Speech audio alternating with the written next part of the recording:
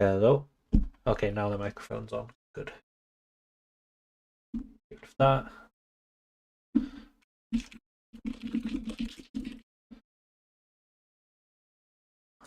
Okay, everything seems to be all working. Sound. Sound. Okay, yeah, that's good.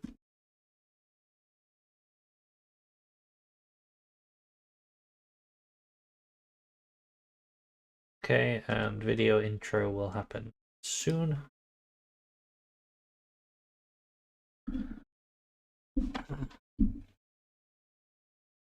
What's going on, guys? Welcome back to another coaching session.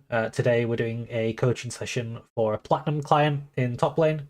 Not sure what champion they'd like to play, so we're going to get into that once we jump into the call and figure that out and see where we want to go from there.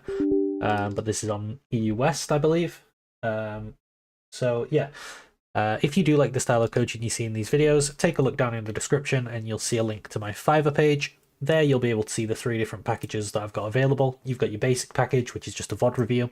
You've got your standard package, which is what you're going to see in these videos. And then you've got your premium package, which will give you 4 standard packages over a month, 1 a week, for the price of 3. So you get a nice little discount there. So do take a look if you're interested in coaching. Otherwise, enjoy the session. So yeah, let me jump into the call and we shall see what we want to do, talk about what champs we want to play, stuff like that.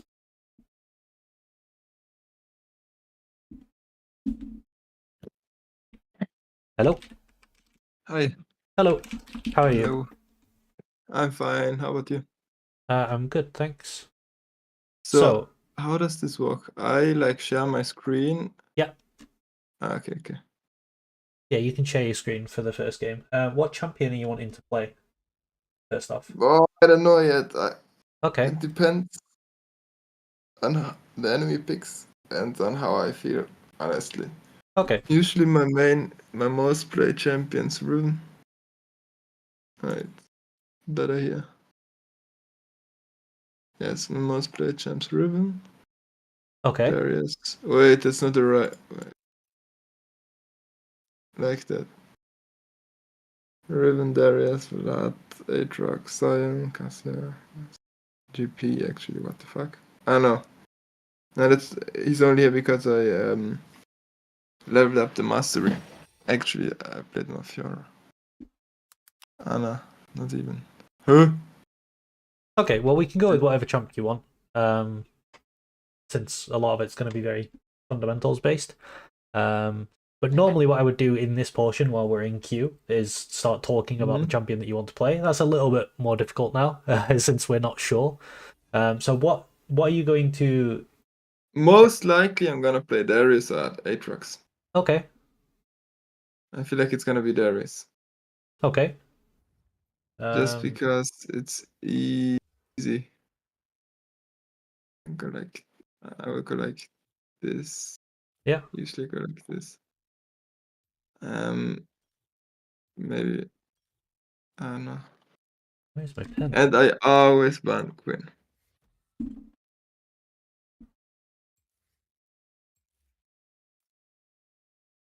Yeah, my game is set on German, so I hope it's not confusing. No, it's fine.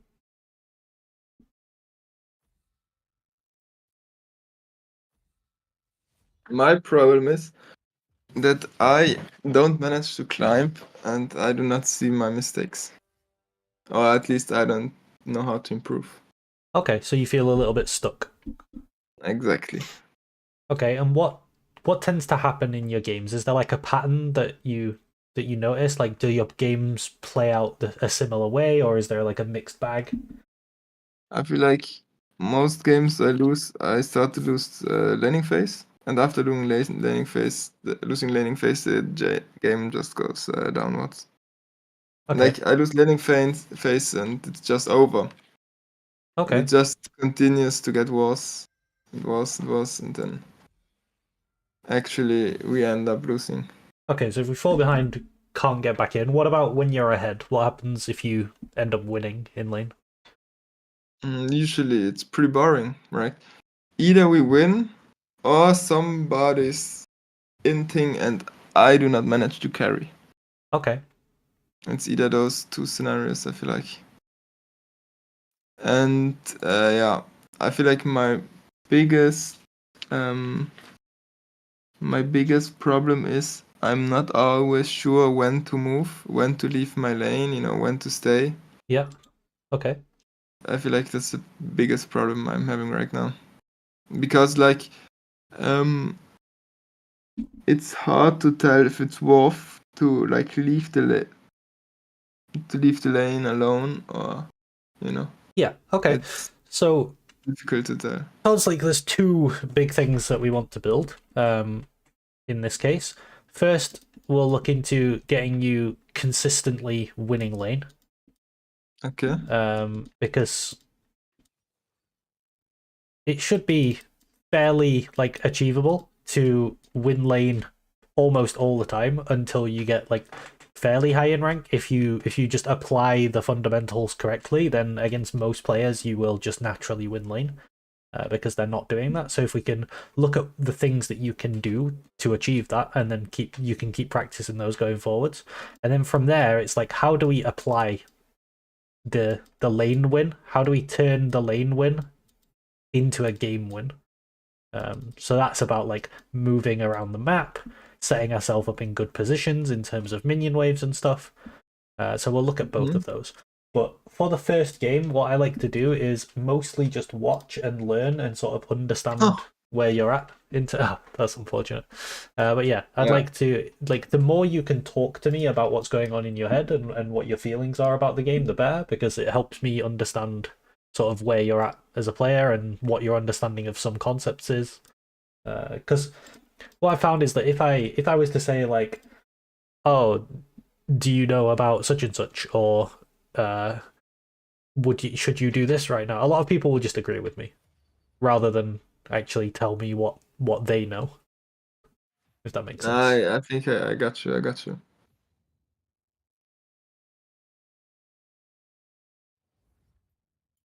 It's also about being honest. Yeah. It's easier to find what's missing if I know what's already there, essentially.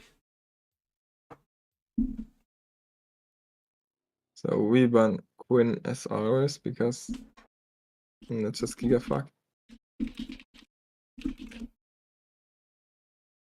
That's blood 4. I used to be blood 3. Okay. Yeah. Do you have a goal But only for a in short mind? Do you period. have a rank that you want to hit? I don't know. Okay. Honestly, I'm just trying to get as far as possible. Yeah, that's fine. Just try to win as many games as possible and see where you end up. Just play to It's gonna be improve rather than to. Aatrox game. Okie doke. Aatrox is good. Rune, u.gg for the runes, because naturally I would go like this maybe. Yeah, that's fine. Like runes to me are, they're gonna make like a small difference, maybe 5% difference, whether you take like optimal runes or not.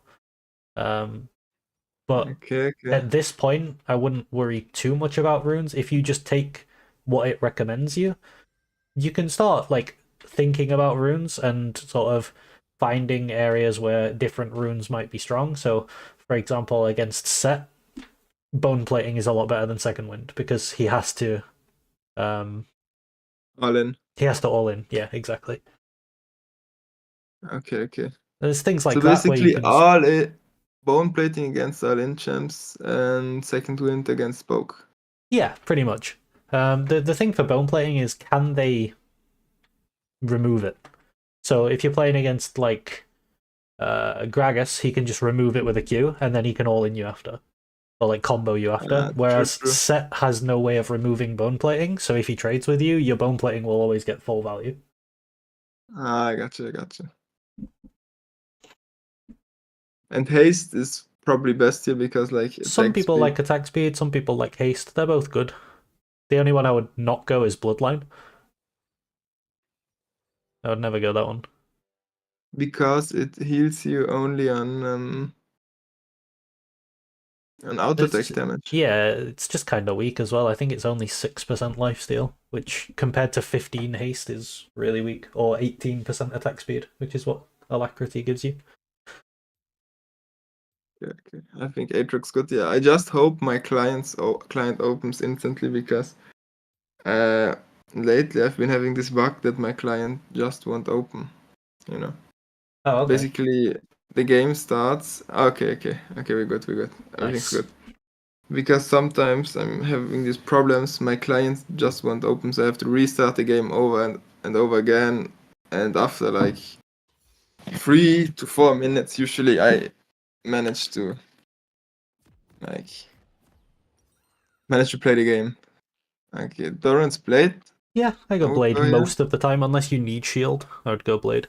So, what's your understanding of Aatrox as a champion in terms of when he's strong and when he's weak, and sort of what he wants to do in a game? I feel like he's strongest in mid game, Okay. strongest in mid. Um, what does he want to do? I want to hit my combo with the Yeah. W, Yeah. the QW comp. And in team fights, I would try to engage on the squishes so I can get my ult reset and get the most out of it. For example, here, if possible, I would try to reach Twitch with the W. Hmm. And if the scenario happens that like Diana would push into the team, I would most likely try to get her so that I couldn't use my R beat up to get a Twitch and maybe to get the squishes first. Okay. In terms of I would like, be going. I'm sorry. no, it's okay. In terms of in lane, what are your power spikes? Like when are you really strong in lane? Power spikes. Boy, I honestly never thought about that. Okay. I would say Eclipse by makes a huge difference, especially against tanky champion like Zed. Uh, uh, Eclipse must be great. Yeah. And maybe second item too. Oh, yeah, now he managed to remove my bone plating because I didn't pay attention.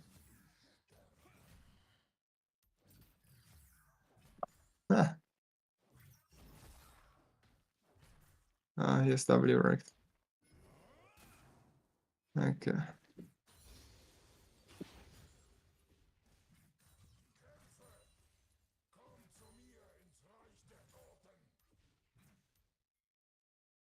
Is it worth to use my potion here? Yeah. Because like I Yeah. have. Definitely. Okay. Oh, what? So that's something I TP here, right? Yeah, you do. You do. That's something I think about a lot because I got last stand, right? So Okay. I deal more damage based on missing up, missing HP, right? Yeah. I would still Which pop the potion means there though. taking. Okay.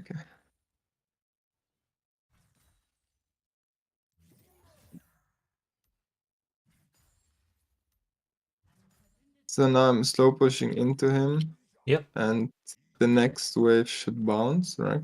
Yep. After this one.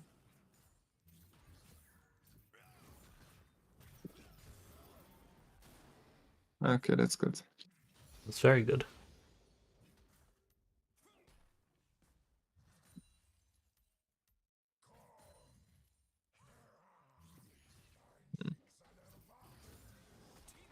I say overall it's fine. I'm moving here for the jungle, I guess, because I got the prior.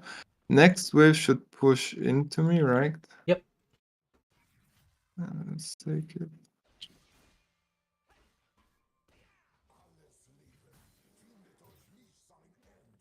Hmm. Well, if he doesn't manage to push this wave, he's just fucked. And oh, he's fucked.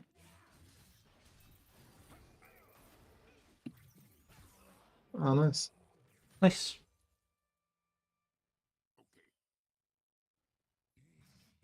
Oh, okay.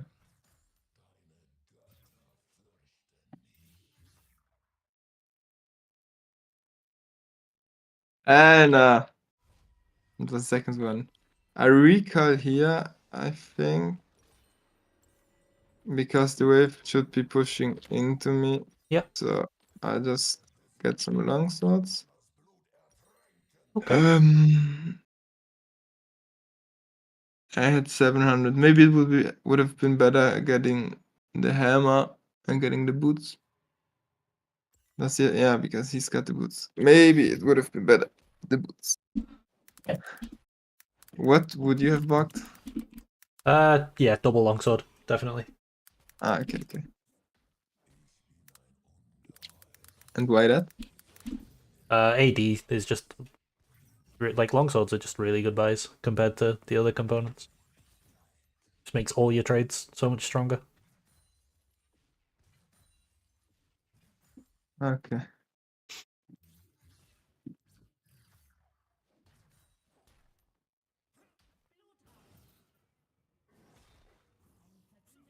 Okay.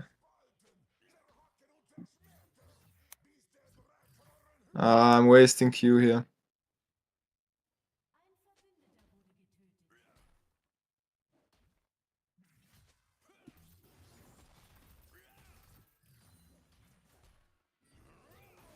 Okay. Nice. Yeah, next cannon I've missed.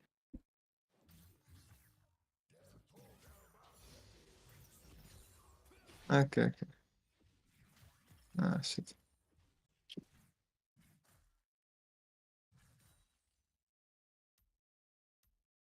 I feel like I could definitely kill him here. Oh, okay, I think that's right. That might be fucked. That's definitely fucked. Should I have moved? Should I No, I think what you should have done is just push the wave. But I wanted to see what you would do first. Okay. I low-key feel bad for my mate here, and I feel like he's gonna play me for that, but I'm not moving faster. But it's also like my mid laner wasn't there, so they definitely had an advantage there. So I felt like it was no good idea moving. Yeah. Okay.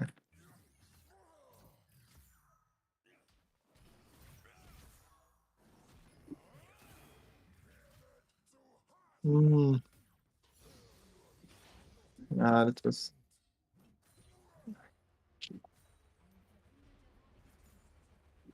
Yeah, Okay. it was crazy bad.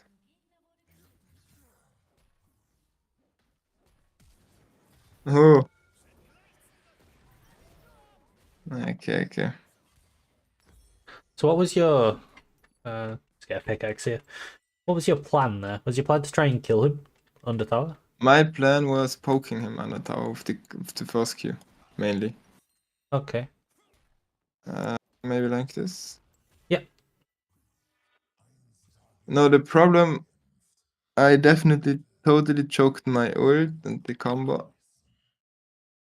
And like, I didn't respect his flash, I guess. Totally overstayed because I would have not been able to kill him here anyways. Okay, I feel like that's him. Okay. Yeah, you should win this for sure. He's got no ult. Nice. Okay.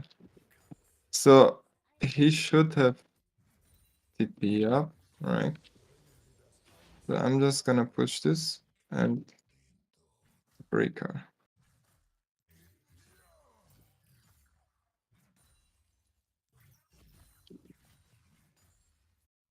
Because he should be TPing here, right?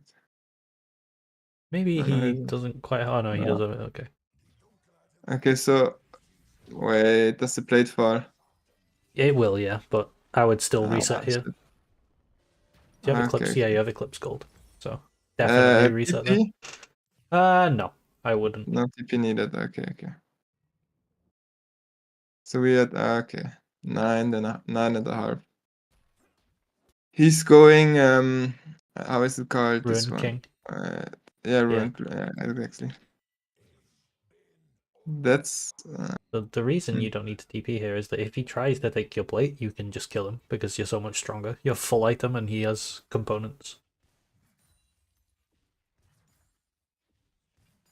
Okay. My wave's pushing anyways, so Yeah. I'm So slow bear in mind pushing here this. that you're a lot stronger than he is because you have a full item and he doesn't. Unless he bases and comes back with a full item now, but That otherwise, could like, be. remember that you're stronger and try to play around that. Let's see how you can play with that info. I feel like he's gonna have the full item. When he, yeah. He does, yeah. Okay, so it's a bit more even now.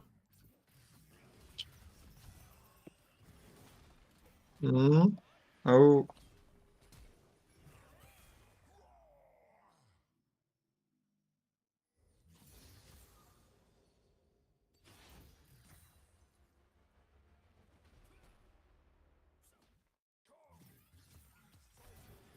Nice. okay. Good combo.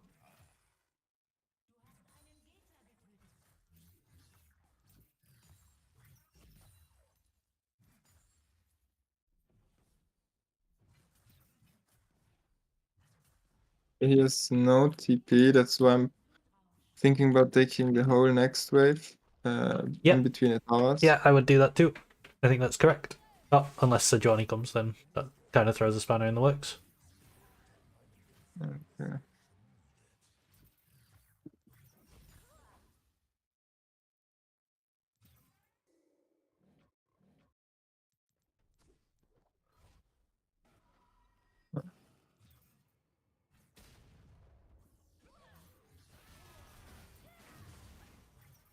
Oh no, hell no. Wait, I entered him. Oh my god.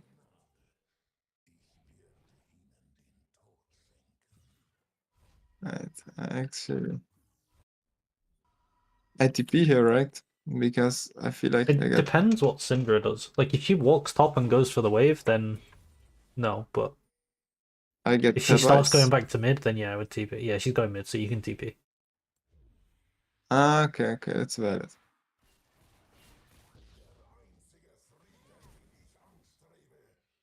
Okay, never mind. I feel like I won't push this here. Definitely won't push this.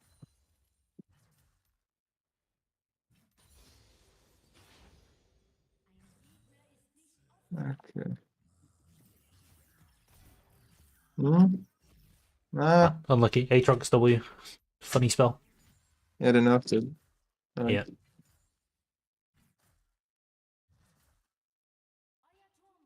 Ah, Okay. Good that you're trying to hold the wave there. oh, I think I messed up.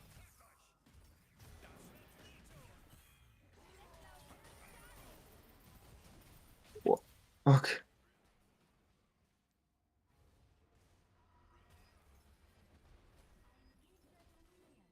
Hell no. Okay, Hmm, that's kind of fucked. Yeah, there you can play a little bit better. You can be out of the schedule. But aside from that, you got ganked. You didn't die. Not the worst. But there's already in this game the good Ah, thing is that there's a lot to improve on already, and I think when I explain it in review, you'll see a lot of things that you're okay, not okay. aware of currently that will help you feel less stuck. So that's good. Okay, okay. I feel like I can kill him here, right? Yep. No ults on both of them.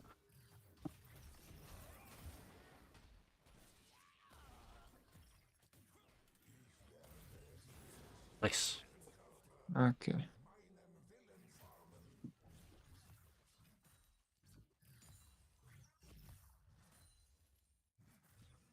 Oh. Okay.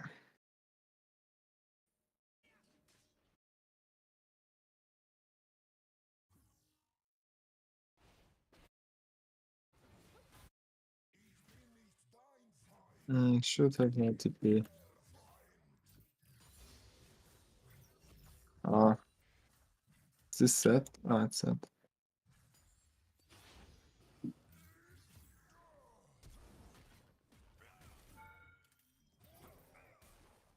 Okay, he flashed anti-feed.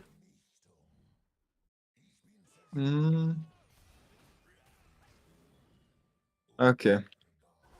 I was very close to re-engaging with it. Oh wait, definitely. What? Yeah, obviously. I feel like I should definitely move for Drake here. Straight from base. Second item. Maybe Sterox? Sure, that's fine. Normally Sundered Sky is like default second, but Sterix is a good item too. Thunder guy would be That one, yeah. Why that one? It just has very good synergy with Aatrox. His ult Because the empowered the empowered healing with the ult.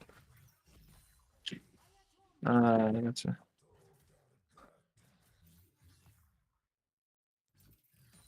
Okay. So before I go Drake or somewhere else, I should always push my lane out first. Yes. Because you've said Drake, you like specified that, so I was like, Oh. Nice. Oh, Barret. What? Wait, barrier. I didn't even notice. Alright, unlucky, I guess. Not too bad. Actually, Yeah. So to answer your question, yes, you want to push your wave out before you move to an objective. The problem there was that you didn't actually push it out because you kind of made it to where your tower used to be is where you pushed it to, whereas where you want to push it to is where their tower is. like, Yeah. here I would TP just I mean, to I be wouldn't. nice I and wouldn't farm. TP. I would just walk. Okay. But yeah, the reason you want to push it all the way to the turret is that one, if the enemy also moves to dragon, then they lose the minions to the tower, and then two, it starts a slow push back into you. So when you come back to your lane after the dragon, there's a nice big minion wave there for you to catch. I gotcha.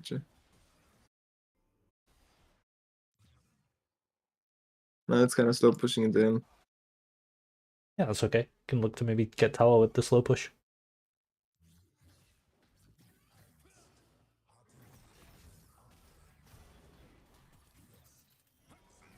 Ah!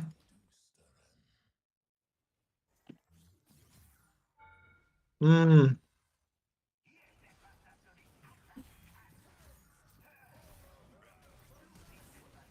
Nice. Hmm. Shit.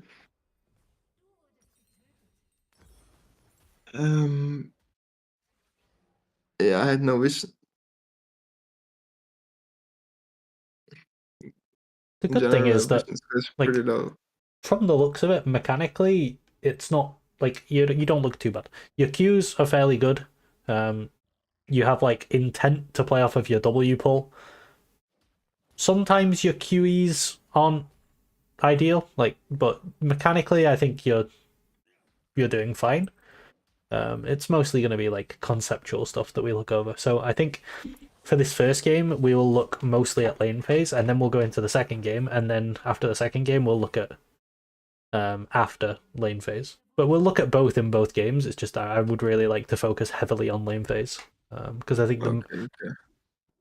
like I said, one of the two big things is making sure you're consistently winning your lane. And also the stuff I'm going to teach you, it applies to Aatrox, it applies to Darius, it applies to River, it just applies to every jump.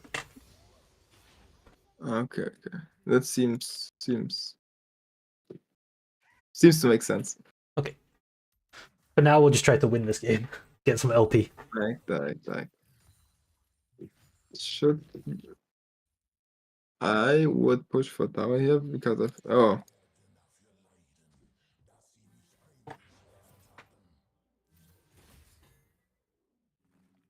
sometimes I really in general I really struggle with wards in late game because I don't really know what to use them for. Okay.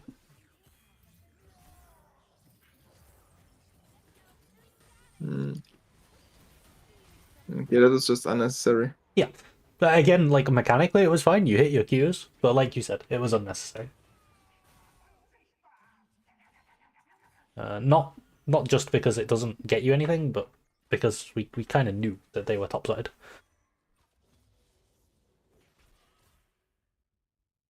Let's take a look at the scoreboard right now. If you press tab, like what's your team's like victory path? Kind of hard. You don't have any dragons. Your bot lane's not winning. I guess Syndra's kind of strong. You're pretty strong. There's no obvious Most win likely condition. Syndra, I guess. Yeah. Maybe we go this. Mostly Syndra. Enemy team Twitch is definitely strong. Diana strong.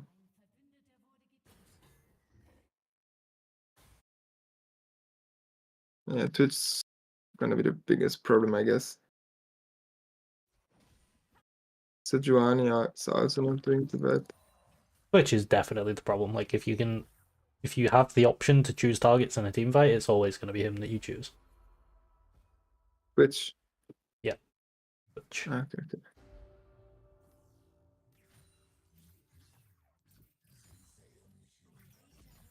Here, I pressure side lane, I guess. Yeah, there you could have looked to see if there was a teleport angle. Maybe there wasn't, but we don't actually know because we didn't see.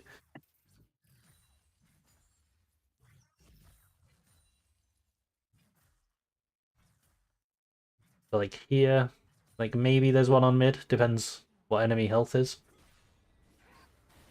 Nah, it doesn't look like it. I think you have to base now or the game will end, so. Okay. Okay, it's not even casting it. So I guess I get Sander. Yeah, go for Sander. We go mid lane? I would go top here. Catch that wave and defend the tower. This is the point in the game where, like what you were saying about struggling with wards, I really like having blue trinket later in the game because you don't have to like face check as hard. Oh, maybe maybe you can play this fight. Okay.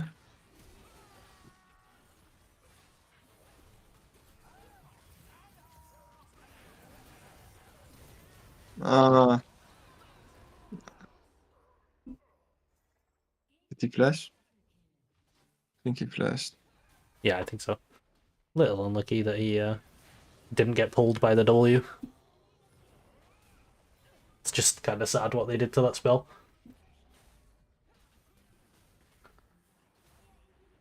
I wouldn't worry too much about this stuff for now, though, because for the first game, I really want to go deep on laning phase. Okay. Yeah, I guess it's over. That's over.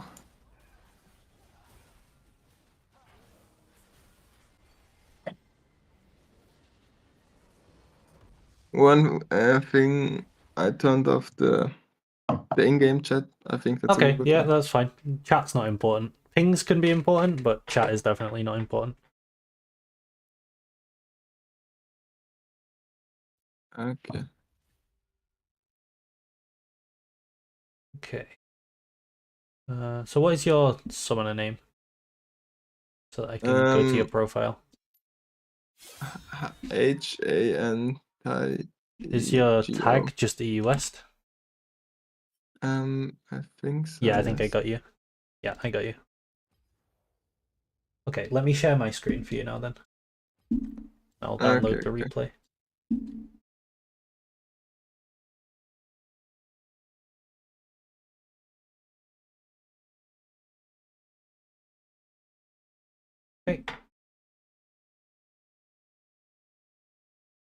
Got my pen.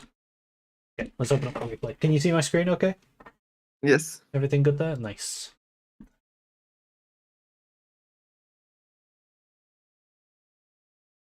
Okay, so what I want to go over are some good and bad times to fight in lane and how to keep yourself in winning positions no matter what. I think this game actually has like some really nice, obvious timers that show it. So this invade happens. I'm not really too bothered about this for now. What I'd like you to look at is how we're trading in lane. Okay, so the very first thing, why is it an advantage for Set to be pushing already? Because it's gonna reach level 2 faster and Yes. it's strong early game. And when, yeah, it's level 2, right? When do you hit level 2? Level up timers are really, really important in lane. Are you aware of when the level 2 timer is? No. Okay, so this whole minion wave will die, Yes. and then the next one will come, and the first melee minion of the next wave, if this whole wave is dead, will give him level 2. Okay. So you can actually you can watch for that in this game. And so I think caster minion. If it's a caster minion, that ties from the second wave. I think it would, yeah, it would get you level 2, but it's kind of hard to kill a caster minion before a melee minion because they're at the back. There is a weird thing on this. This is like specifically on the second wave, is that if this comes in and these aren't dead yet, then he can do the melee and he can skip this one, so he can kill these two and this melee, and that will also get him level 2. You can skip one of the range creeps. Okay. But generally, the way to think about it is just like it's the first wave. It's the first melee off of the second wave, pretty much. Okay. So we can watch for that in this game. Now, mechanically, you get a good trade here. You hit your Q1 and then you hit your Q2. What you could have looked to do is maybe use your passive on him and then last hit after. Just use your passive to trade rather than last hit. It's quite a powerful part of your kit. Aside from that, so last hit in this minion is fine. From here, I think I would be looking to just let this wave come rather than contesting. Because when he kills, you see, this is the second wave now, here. So when he kills this minion, he's going to get level 2. And if you're stood in range, he can Q into you and E you and then just trade on you level 2 to level 1. And what I'm going to do is show you what happens. So like here, you have to back off, right?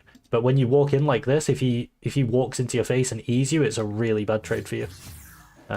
So like kind of fishing for the Q1 I think is okay. Q2 is too close because he could pull you here and then trade hard on you. And then like here, that exact thing happens, right? He pulls you, he gets a trade on you, and even though it's kind of even in health, this is really beneficial for him. Why do you think this is really beneficial for him? Because of his passive.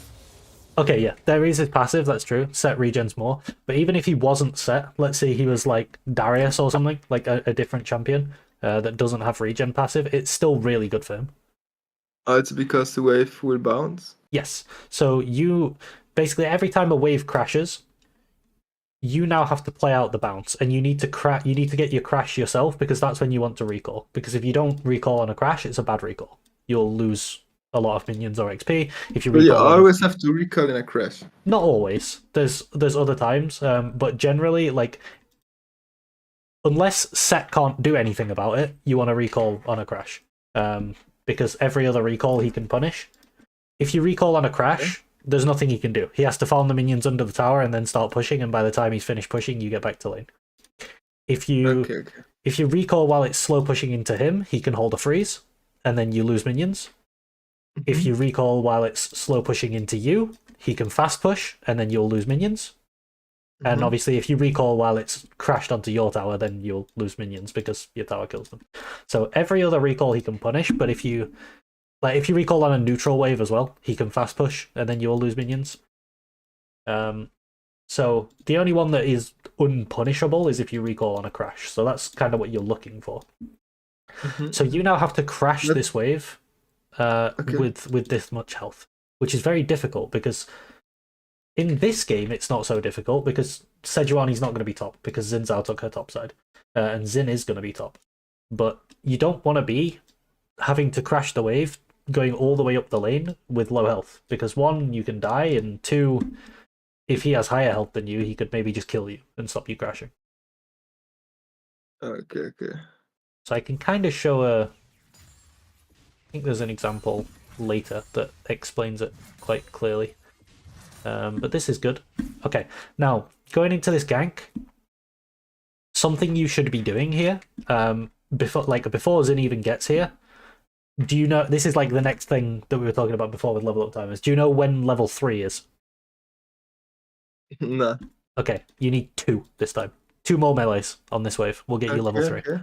So here in this gank, On the third wave. Yeah, on the third wave, it's 2 melees to get you level 3. Okay.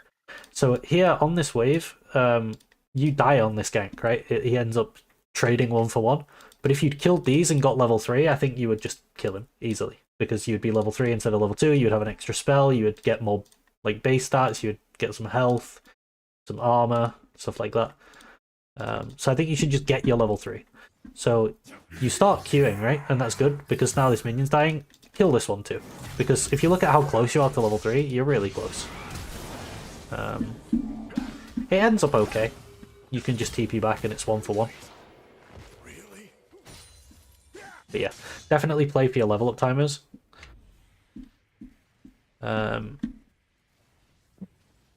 Okay, so now we're in kind of a similar position to what he was in earlier. So now we're slow pushing, right? Excuse me. So what's going to happen is that this wave is going to crash into the tower unless he can stop it crashing, right? That's the bad situation. But I don't think he's strong enough to stop it crashing. You're full HP. Okay. And he's just coming back to lane. So like when this wave slow pushes in, it's going to crash into the tower, yeah? Yes. And then at that point, he needs to push this out. And he needs to go for his crash. It's kind of like right now it's your turn pushing in, and then it will be his turn. Yes. He doesn't want to lose health right now. Until you crash the wave, he should not lose health. He should try to avoid losing health at all costs, and I'll explain why shortly. Because so this is really bad that he loses health there, and you should look to make him lose health. Like here, you're gonna crash this next wave, right? If you can deal any damage to him, at this point, any trade is a good trade. Because I got my wave stacked. You got your wave stacked, so if you fight him, he will take minion damage. But also, like let's say, let me just let the shield drop to show it easier. So you did this much of his health, right? Yes. Imagine he did this much of your health, so you only have this much health left. It's still winning for you. Because you can just crash and recall, yeah, and you get all of your health back. Okay. And then he now has to push this wave out. But you come back to lane with full HP, and you can stop him crashing here. Or like up here. Okay, I got you. So you don't have to recall here because you didn't actually lose any health. You just got a great trade for free. So yeah, this is really bad for him because now what he wants to try to do is push this out and crash. Otherwise, he has to take a bad recall that you can punish. This was good as well. You used prio, you moved for the crab. That's good. If you have prio, you can... Generally, when you have prio when you've stacked a wave and crashed it, or when you've crashed a wave, right?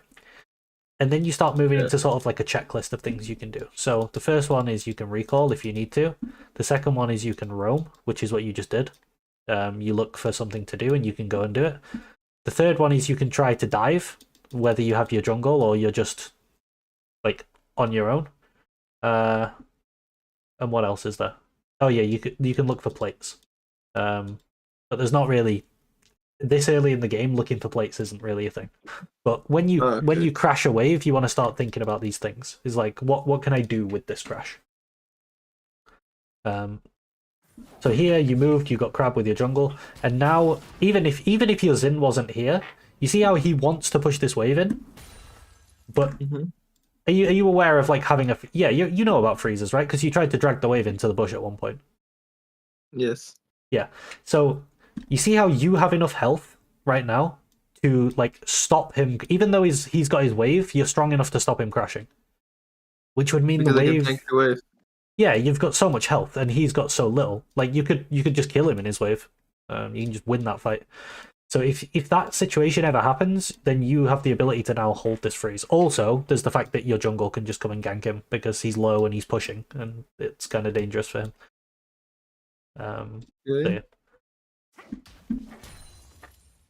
So in the early game, We just end up when killing it's your turn, when you're pushing, if you can get trades, it's really good. But likewise, when they're pushing into you, if you lose HP, it's really bad for you. Yeah, because then you end up in a difficult situation where you've got to. Now, there are times where obviously you can make a judgment, right? If this is enemy health bar and this is your health bar and they're pushing, but you lose this much and they lose this much, then obviously that's worth because it's like a massive trade. But like the general concept is that that's when it's good and bad to lose HP. So this ends up really nicely. Unfortunately, you don't get the kill. It would have been nice if you did. And then here, it was good that you reset. What I would do here, there's two things you can do, right? One is you can just try to push the whole wave into the tower. That's fine if you do that. The other is you can just kill the cannon minion and then reset, and it will slow push into you as well. Either of those resets are fine. So like now you can just start resetting. Because this is a slow push into you, right? So by the time you get back, it will be here, and you'll have a stacked wave, and he's going to lose these minions as he walks to lane. Now, the reason I said earlier that this, like, when he's in lane, you can't do this recall, because he could just fast push this, and you lose this entire wave to the tower. True. But the reason it's good now is that it's not punishable. He's not here. So that's why, like, now it becomes... But when he's in lane, you want to crash the wave to recall, which is why setting it up in a way where he can't crash that wave denies him his recall and kind of gets him stuck in lane. Here, it would just be better to recall quicker. You'd lose less time. But that's okay.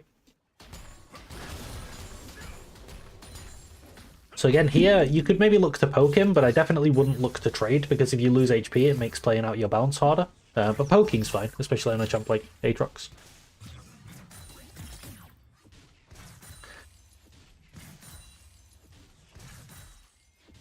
Okay, so now we're starting to build our own slow push, right? And then once we crash the slow push, we can go through our checklist of things to do. So let's talk about some ways that we can be really keep control on this slow push. So number one is the number one thing is that you want to punish him for what he wants to do, which is CSing. So while we're slow pushing, not only are we watching the health of his minions so that we can last hit them, we want to try to watch the health of our minions, because when this minion gets to here, he's going to walk up. So that's a really good opportunity for you to start a combo. So, and because he wants to use the level 6 advantage. Yeah, he would like to try and get his level 6 as well. But just on every wave that you're slow pushing, you can get really good trades by looking at when he's going to last hit, especially on chops like Aatrox. Okay. No, so when he walks up for a last hit, first thing you can do is look to throw your Q. But another thing you can do is think about where you want to position. So let's say it's... wait, let me let the minions crash so that it's easier to see. Okay, so here, instead of throwing your Q like this, which you can just dodge, throw it when he goes for a last hit. Because then he has to choose... takes the Q. Yeah, exactly. Okay. Am I going to dodge this, or am I going to give up the last hit? And then the other thing is, where do I stand? So if he's looking to last hit this minion here, you could stand here. And the reason you can stand here is that then you can Q and you can W, because there's none of his minions in the way. Oops. Okay. Erase. There we go. Yeah, so now your Q's on cooldown and you just kind of wasted it. And then what he could do here is kind of seize control because your Q's on cooldown. So he's trying to trade with you now because your Q's on cooldown. Now he misses, and now his E's on cooldown, so now you can trade with him. So there's also, like, when his spells are on cooldown, it's really easy for you to trade. When your spells are on cooldown, really easy for him to trade. So there you could have got a Q on him, I think, because he stopped to last hit the minion. Like, every time he goes for a last hit, he's going to stop moving. But again, we're just throwing Qs. Like, there's not really, like, a deliberate timing as for when you're throwing the Q. You're just sort of trying to hit him. I think this trade ends up pretty good, actually. Yep, you E the W. That's good. Unfortunately, you missed the cannon, but that's fine. But now you have a big window where he has no W. So with a lot of champions, they have sort of one key spell, right? If we think about Set, it's W. And this has like a lot of them are 20-second cooldowns. With you, it's your W as well. You have a 20-second cooldown W. Cassanthe, W. Garen, W. Darius has E. Who else is there in top lane? Renekton's cooldowns are a bit shorter, so his isn't quite the same. But yeah, a lot of champions have this long, like 20-second cooldown that you can punish. So his is on cooldown right now. So when you hit 6 here, I think you can take a fight because he's got no W. And if he lets you take that fight, then it's losing for him. So you can look to kill one minion. So ideally, you would have killed a minion without using your Q. So that you could hit level 6 and then go for the fight on him. Because even now, he's still got no W for 6 seconds. So you can look to just full combo him and kill him. There's not a great deal you can do about it. He has to just back off and respect.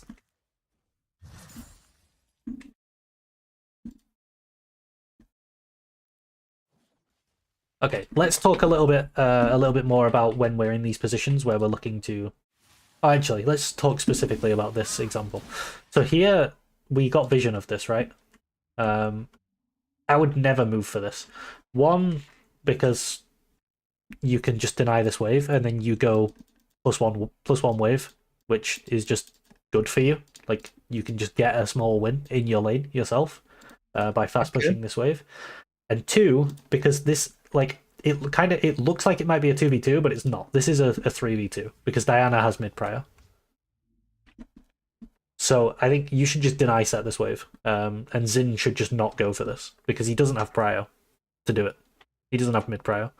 Like, one thing, what Xin should look to do maybe is gank Diana, because what Diana is going to want to do is push and then join. So while she's trying to push, he can try to gank her while they do this. But yeah, the play should never be Grubs here. So you should just take this wave from him and then go up one minion wave. It's also safer play. Yeah. And also, it's like he went for Grubs on a wave that isn't crashed, right? He didn't have prio; it's just neutral, so you can punish it. You can take this wave, and then he loses this whole wave to the tower, and you're a full minion wave ahead. And yeah, they might get Grubs, right? Your Xin runs in and dies for no reason. You can't. Only thing you could do about this is ping him back, like the careful ping. But yeah, they've got 3 people here, right? Like, even if you moved, it's 3v2. What are you gonna do? So yeah, I just deny the minion wave. Anyway, this ward is really good.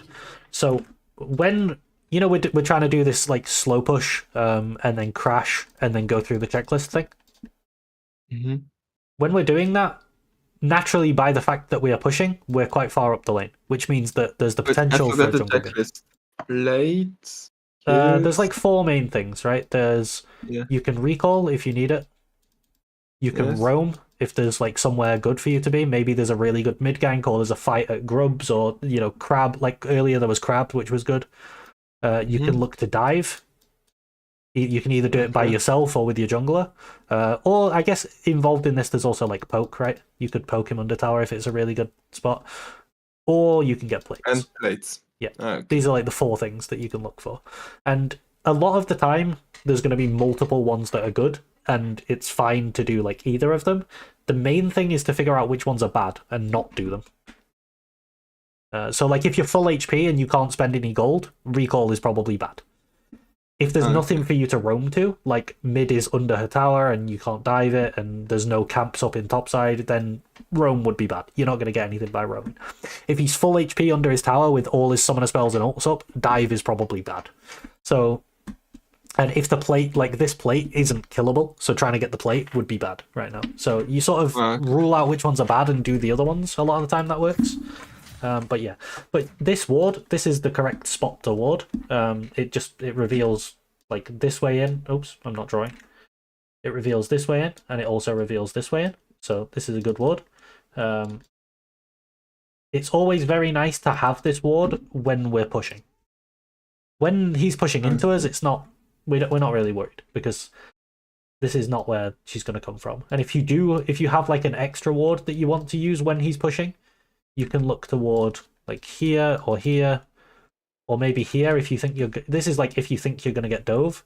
This is for lane gank. Because if he's pushing into you, then lane gank is the gank that gets you, right? Like he's pushing, Yes. the wave's here, she sits in the bush. They're not really doing that in Plat.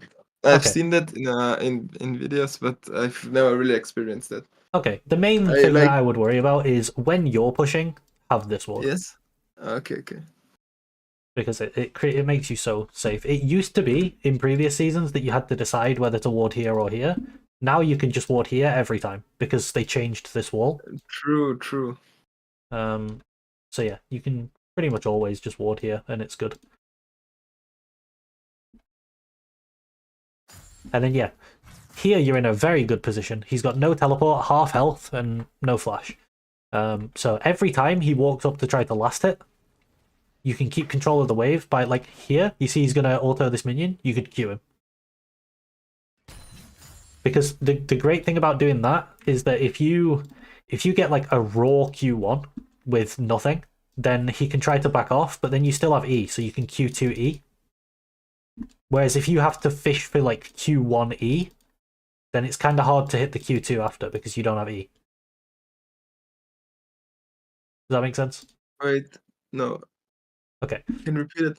Yeah, so if he walks up and he tries to last hit a minion, and you hit Q1 on him, and then he tries to back off, then after this you can do Q2 with E as well, and that will also hit him because you have the E to connect it.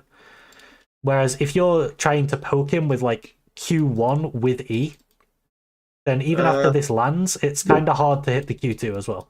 Okay, I got you.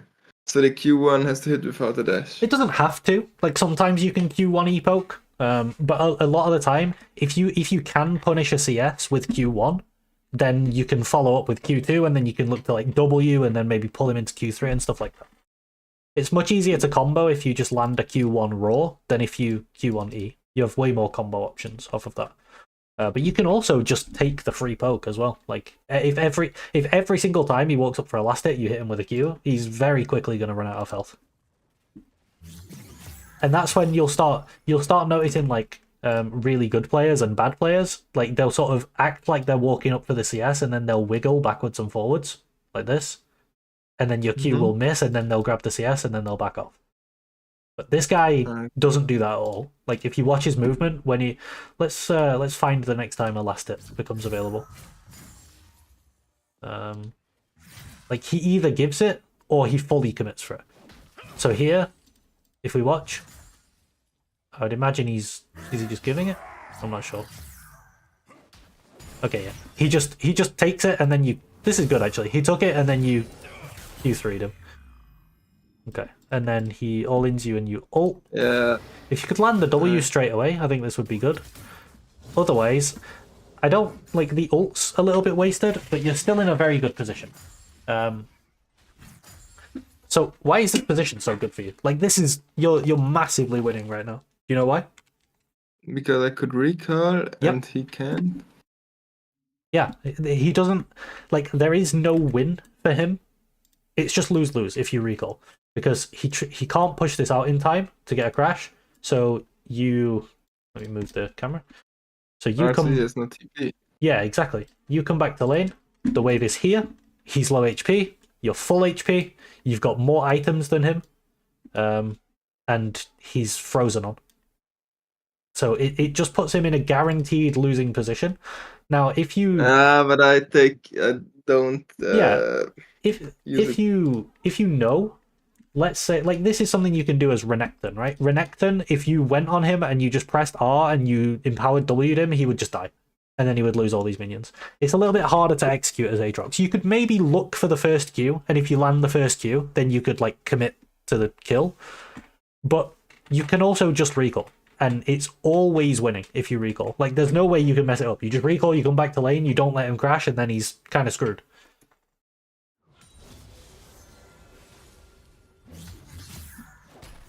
Okay, you hit that Q. Yeah, I mean, it's risky, right? You don't know where Sedge is, it's risky, it backfires, and then all of a sudden what was a win-win for you is now no longer a win-win for you, because now he has time to push this in. So even after you died, he's still in an awkward situation where it's like he needs to recall, but because you're dead, he can push. If you were just alive and coming back to lane, you could not let him push this, and then he's screwed. He has to recall on. The only thing he can do there is either have Sedge try and crash it for him, or recall on a freeze, and both of them aren't great. Recalling on a freeze is terrible. Having Sedge having to waste her time just to crash his wave because he misplayed is also bad. So yeah, you can get yourself in some win-win situations there. And then here, you kill him for free because he didn't recall, right? He got his crash off and then he chose not to recall for some reason, and now you just kill him for free. So, good punish.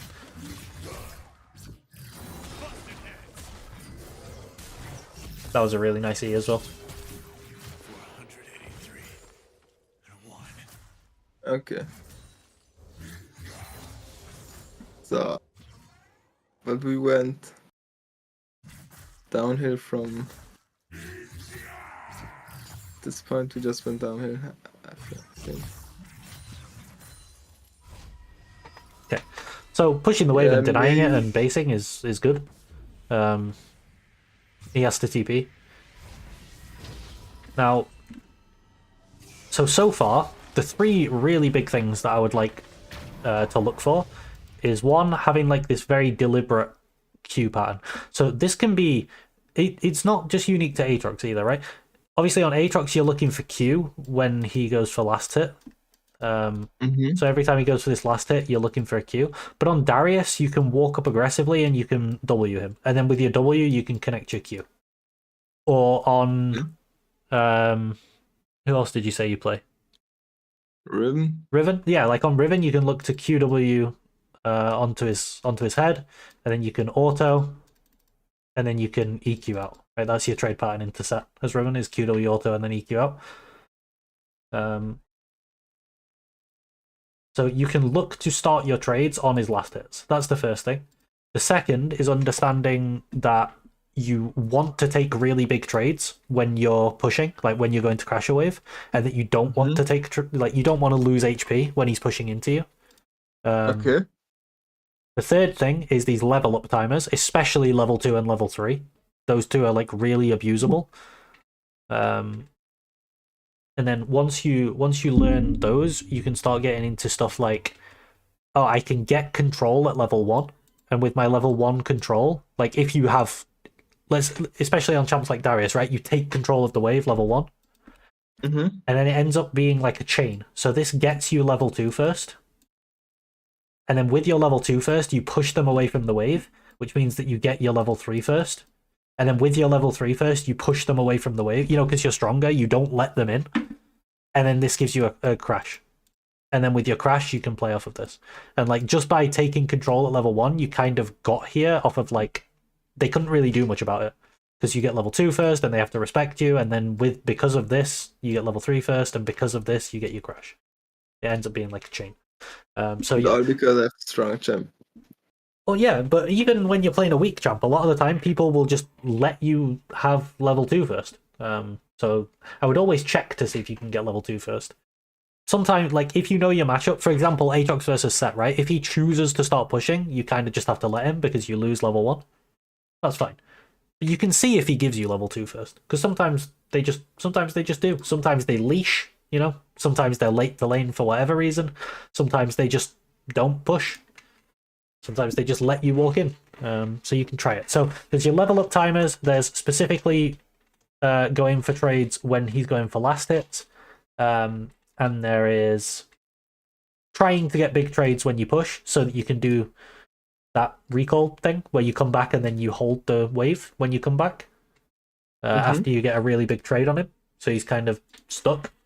And then not letting him do the same to you by not losing too much health when he's crashing the wave into you. Those are the three main things. Okay, keep taking a look. Yeah, I also found my recall because I wanted to recall and then I cancelled. Yeah, anytime that you're indecisive, it's probably bad, like because it just slows you down. Okay, another thing that I was talking to you about in the game is item spikes. So we saw that he didn't have his item. He does now because he went base and got it. But anytime where you have completed item, I think they're kind of trying to change this on PBE right now, but we'll have to see. But the game's in a spot where completed items are like, they're just so much stronger than components. Like if you look at Warhammer, the Warhammer item gives 20 AD and 10 haste, and that's it. And it costs Yes. 1100 gold. Yes. Eclipse gives 70 AD, 15 haste, and the Eclipse proc, and it only costs an extra 1700 on top of that. So you do like double the gold and a little bit more. The AD goes up by more than 3 times. The haste gets an extra 50%. And you also get like the effect of the item. Like components are just so much weaker than items now, to the point that if you have a completed item, this is one of the reasons why everybody's buying Eclipse in top lane, is because it's only 2,800 gold. So it's really cheap. So you complete it before, like let's say the enemy's going for Hydra, which is 3,300 gold. You complete this 500 gold earlier. So you have a 500 gold window where you're just way stronger. So if you ever have item completed, you can really look to push that advantage. It's kind of like having a level up timer. Okay, I get it.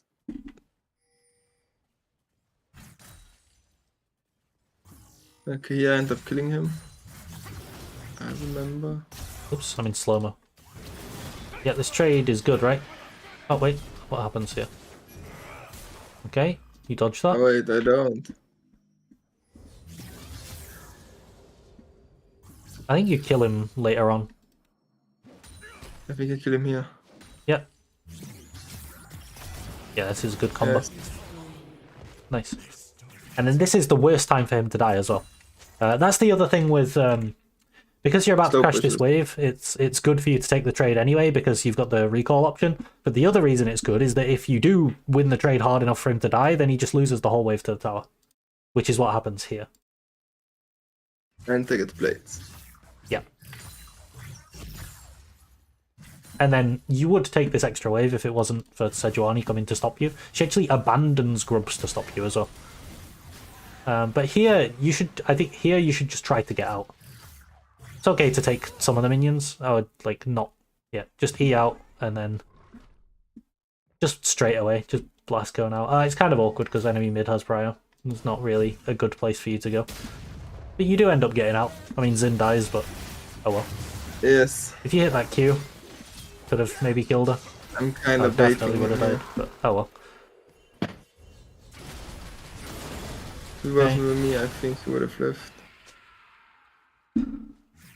But yeah, I think this this position's still pretty good for you, because you got a freeze that he needs to break. He's gonna come and try and break the freeze, and then here, back to that same thing, right? So if I'm Aatrox here, I'm looking at this, and it's gonna be this one. Like these 3 things are going towards it. It's gonna drop down to here, and then he wants to walk in here, so I can throw my Q here, like this, and hit him, and then start a trade. And a lot of the time, like, different champs have different trade patterns. It's kind of the same against Darius as it is against Set. So against Set, a lot of the time you just want to Q1, Q2, and save your E for if he sprints at you, you can E away and space him out. Because you don't really want to take an all-in, you want to poke him. Rampage. But yeah, he's just backing off. And this is, I like this. Do you E here? Yeah, I don't like Eing in too much, although I think it ends up fine. Yeah, he just fully respects you. That's fine. But if you E in, he can kind of try to run into your face and trade with you. The trade itself, like going for the trade, is very good though, because it pushes him when you've got this. In both scenarios, really, when you've got a freeze, but also when you've got a slow push, if you can push them down the lane while these minions die, then he loses XP, and that's even bigger than him lose. Like that's really, really big. So that's a good trade anyway. When you're going for these sorts of trades, they're very aggressive, right? You're going all the way past the minion wave to push him down the lane. So you do want a ward, which you don't have right now. So I'll probably try and wait for this, because this is very scary. When, like, Sejuani coming in is very scary when you're doing stuff like this.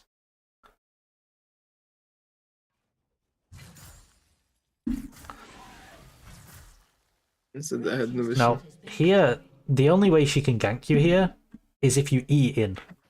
So while you have no vision, if you just don't use your E to go in, you actually, like in this position, even on the freeze, you can't actually be ganked. Like here, you can just E out, even though she comes in. You can just E away. Yes, but I wasted my E for nothing, I think. I think you had E the whole time, right?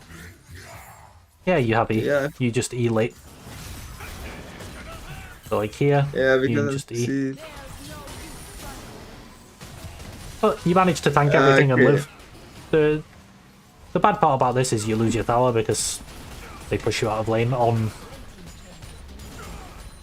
Well, looking at this in that way, it seems a lot. It seems pretty obvious, the mistake. Yeah, it's quite avoidable. And then it's such a big mistake. It's like the consequence is so big because it was on his push, right? Like you had to recall on his turn, so he just took your whole turret. Whereas if you'd crashed the wave and you'd got away on 1 HP and you had to recall, you wouldn't really lose anything. But because it happened on his turn, on his push, you lose a lot. You lost the whole tower for that. So it's back to, like, even at this point, it's the same concept of, like, you don't want to be losing health and having to leave lane when it's his turn.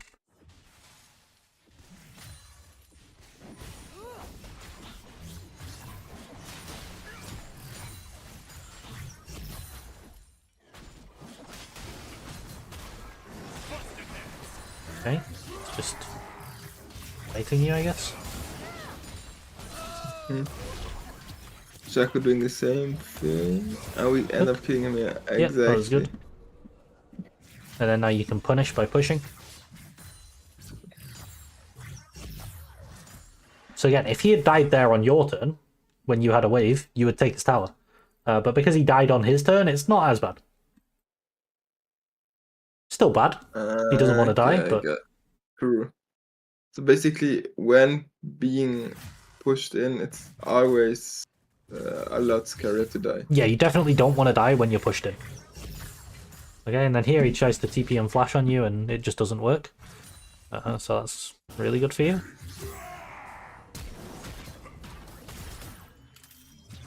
Didn't need to take that tower shot, really, but it's fine. Out the queue. And then here, I would go back in, honestly. Like, he's got no W for another 15 seconds or so. I think it was 10 at the time when Zin went in. I fucked, he has W. Yeah, so if you watch the cooldown, it's like, it's 16.5 seconds. It's very long set cooldown. On W. Obviously. I thought he would have W up again because the list... You still see the bar? The bar, exactly. Yeah. Okay. He's got vision here, I do that when I Sirica.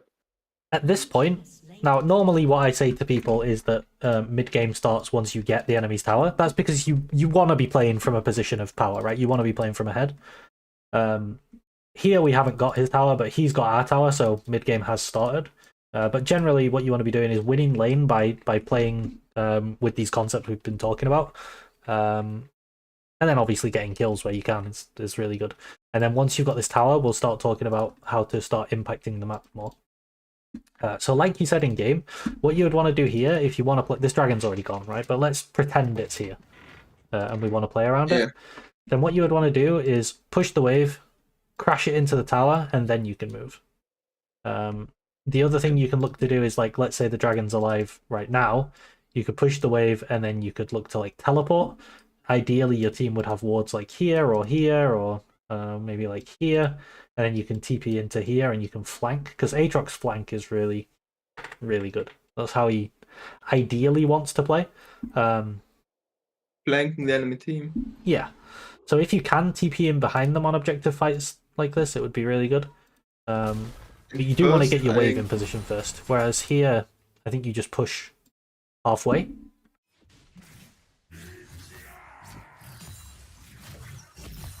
So in flanking, I try to engage on the ADC or whatever. Yeah. Whatever. Can talk a little bit about flanking if you want. So let's say this is the enemy team. Right. And your team is here. Yes. and you're stood here. Mm-hmm. What you want to do is when your team goes forwards, that's when you go. Okay. Because then you sandwich them in. If you go, and yeah, you want to look for the enemy carries, right, as Aatrox. If you go, let's say your team click back a bit and you go, then the enemy's just going to go on you and kill you because it's the full team. So you need your team Right. to be going. You want to go at the same time. Yeah, true. And yeah, True. you look for the carries. Okay, so here you actually don't push this out. You see where the wave's going to meet. So I would definitely recommend to push out this wave as well. Because that accomplishes two things. Firstly, if you push this wave into the tower, then the enemy's going to lose this wave as the tower kills it. Then it's going to create a slow push, which is going to build a big wave for you to catch, which is nice for you, and it's also going to kill your waves, which is bad for the enemy. So it denies the enemy a lot of CS, and it creates CS for you when you get back to lane after the fight. You come back, and there's a wave that's slow pushed, and there's a huge wave here for you to catch. So it kind of maximizes CS for you and minimizes it for the enemy while all this is happening. You're winning in top lane anyway. So you put yourself in a winning position while all this is going down.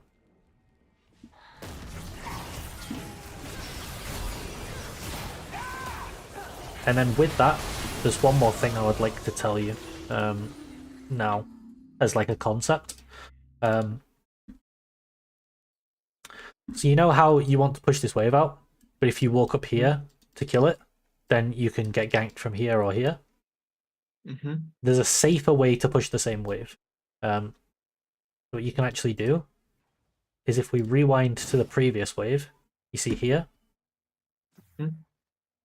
what you can do is push this wave slower. So if this wave dies later, these, instead of the waves meeting here, they meet here. Which is better for me. It's just safer for you, yeah. So if you slow push this one and then hard push the next one, so if I play it and we'll like assume the minions die, so instead of dying now, they're still alive, they're still alive, they're still alive, they're still alive, and now they die, right? So this wave, instead of being here, would be here. And then okay. the minions would meet halfway between there and there. So they met here, and they would meet halfway between, which is roughly here. So it's much safer for you to kill this wave here than it is to kill it here. You're much less gankable. A lot of the time you're really strong and you don't need to worry about it and you can just push, right? If you're, let's say you're like 5-0, right? The enemy's probably going to struggle to come and gank you over one minion wave.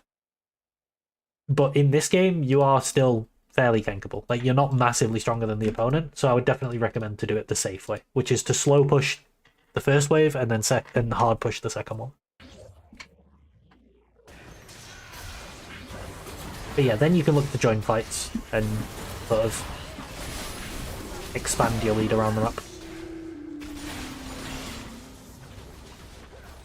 Okay, from here, what do we do? Then in the mid game, anytime we recall or base, while we're doing the recall or while we're waiting to respawn, like here, we want to think about what we want to do next. So there's a couple of things you can do here.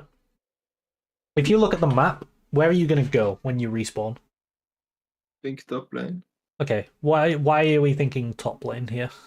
Because the wave seems the nearest. Okay. Once you get into, I guess bot lane yeah, wave is bigger. yeah, bot lane, they're about the same really. They're just in a slightly different position. This one's pushed up a bit further, this one's a bit further back, but they're the same size. Oh, okay. What's your job in the game as the top laner at this point? Split pushing. Why making pressure? Yeah, what? Explain making pressure. What's your understanding of that? Well, I would pressure side lanes because I have TP up, so I can participate in team fights anyways. Yep. And by pressuring side lane, I force one of the enemies to challenge me. Yep. And so then by that, I firstly, I create value, and second of all, I weaken enemy team. Yeah, exactly. And then, like you said, you have teleport. So if Set came to match you right now, or Diana, if anyone on the enemy team comes to match you, you can TP into whatever the play is, and they can't. And then you've created a 4v5. Like, you did that. So yeah, it's a losing situation for them. So what's probably the next thing that's going to get played for? Herald. Yes, Herald. So I would say for you to go bot here, because that's where the team wants your pressure, so that you can draw people here, and then you can TP into here. Because it's like more far away. Yes, it's the opposite side. So because if Set or Diana come here, Mm-hmm. and then you TP to Herald, it's impossible for them to join. So you just create a 4v5 Herald, which is really good for your team. Okay, I got you. So I think it's much better for you to go bot than it is to go top. And then, like, Syndra could recall and go and catch top wave, right?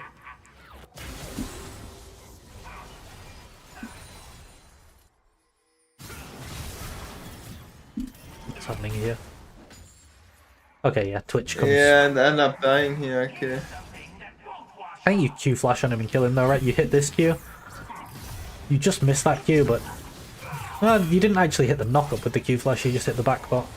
So it could be better mechanically. Oh, that's fine. I think the main thing to take away from that is that it would have been better for you to be in bot lane, because the difficulty, if you look at it from your team's perspective right now, right? Even if you're alive, you're still here, Aatrox. Yeah. They've got Diana here. They've got Set here. I don't know why she's here. Like, Sejuani could be here. The main thing is you have Ashe here. Instead of Aatrox here, you have Ashe, and there's no way Ashe can ever join this play. Whereas if you were here, you could join this play with teleport. So it's much better for you to be bot. And yeah, okay, I got like, you. not only does it, they gank.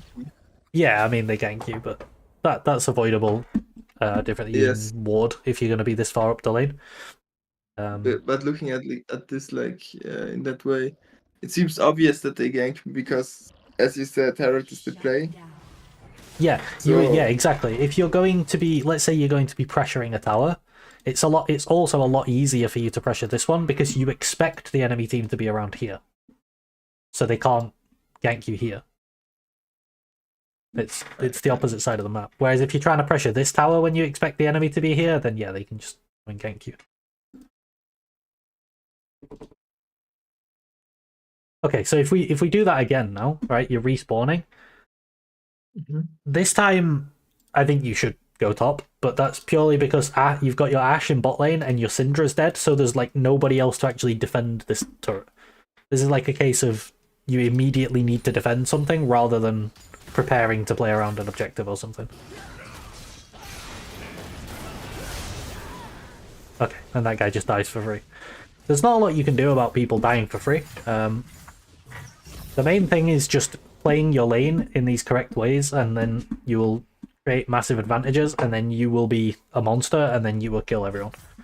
And if you play the side lanes correctly so that you're in the right place, then you will be in all the fights. And then Also pushing out waves, right? Because yeah. that's the mistake I've made. It's basically a thing of, it's like a 3-step thing, right? It's like step 1 is win lane so that you're very strong. And then step 2 is be in all the fights. And while we're being in all the fights, we want to do step 3, which is keep farm up. And the way you keep the farm up while being in all the fights is by pushing the waves in before you go there. Okay. And then the reason that League often feels so snowbally is that the person who's winning is the one who's able to push. Which means that if you go and play for an objective, the person who's losing farm is the one who's already losing because they're pushed in. Okay, I got you. This is like it's called prio, right? You said it earlier. So the one who's winning keeps prio, and then they keep creating advantages with prio.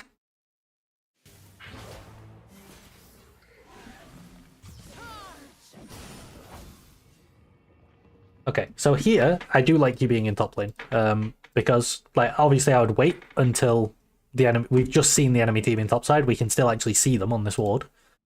So I'd wait a little bit until we can be sure they're gone. But the next thing is going to be this dragon in 53 seconds. So we want to top pressure, and we can look to teleport in. Ideally, our team would get wards around here somewhere so that we can flank, but if they don't, we can just TP to here and we can front to back. The ideal outcome for Aatrox is that you're able to flank, but sometimes you just have to front to back, that's fine.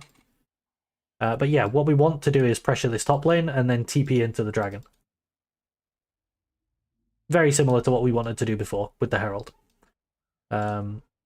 So there's something you can do now which is really valuable, because you remember I said like we want to pressure top, but we're going to wait a little bit because we saw these guys and we want to let them back off first before we do anything.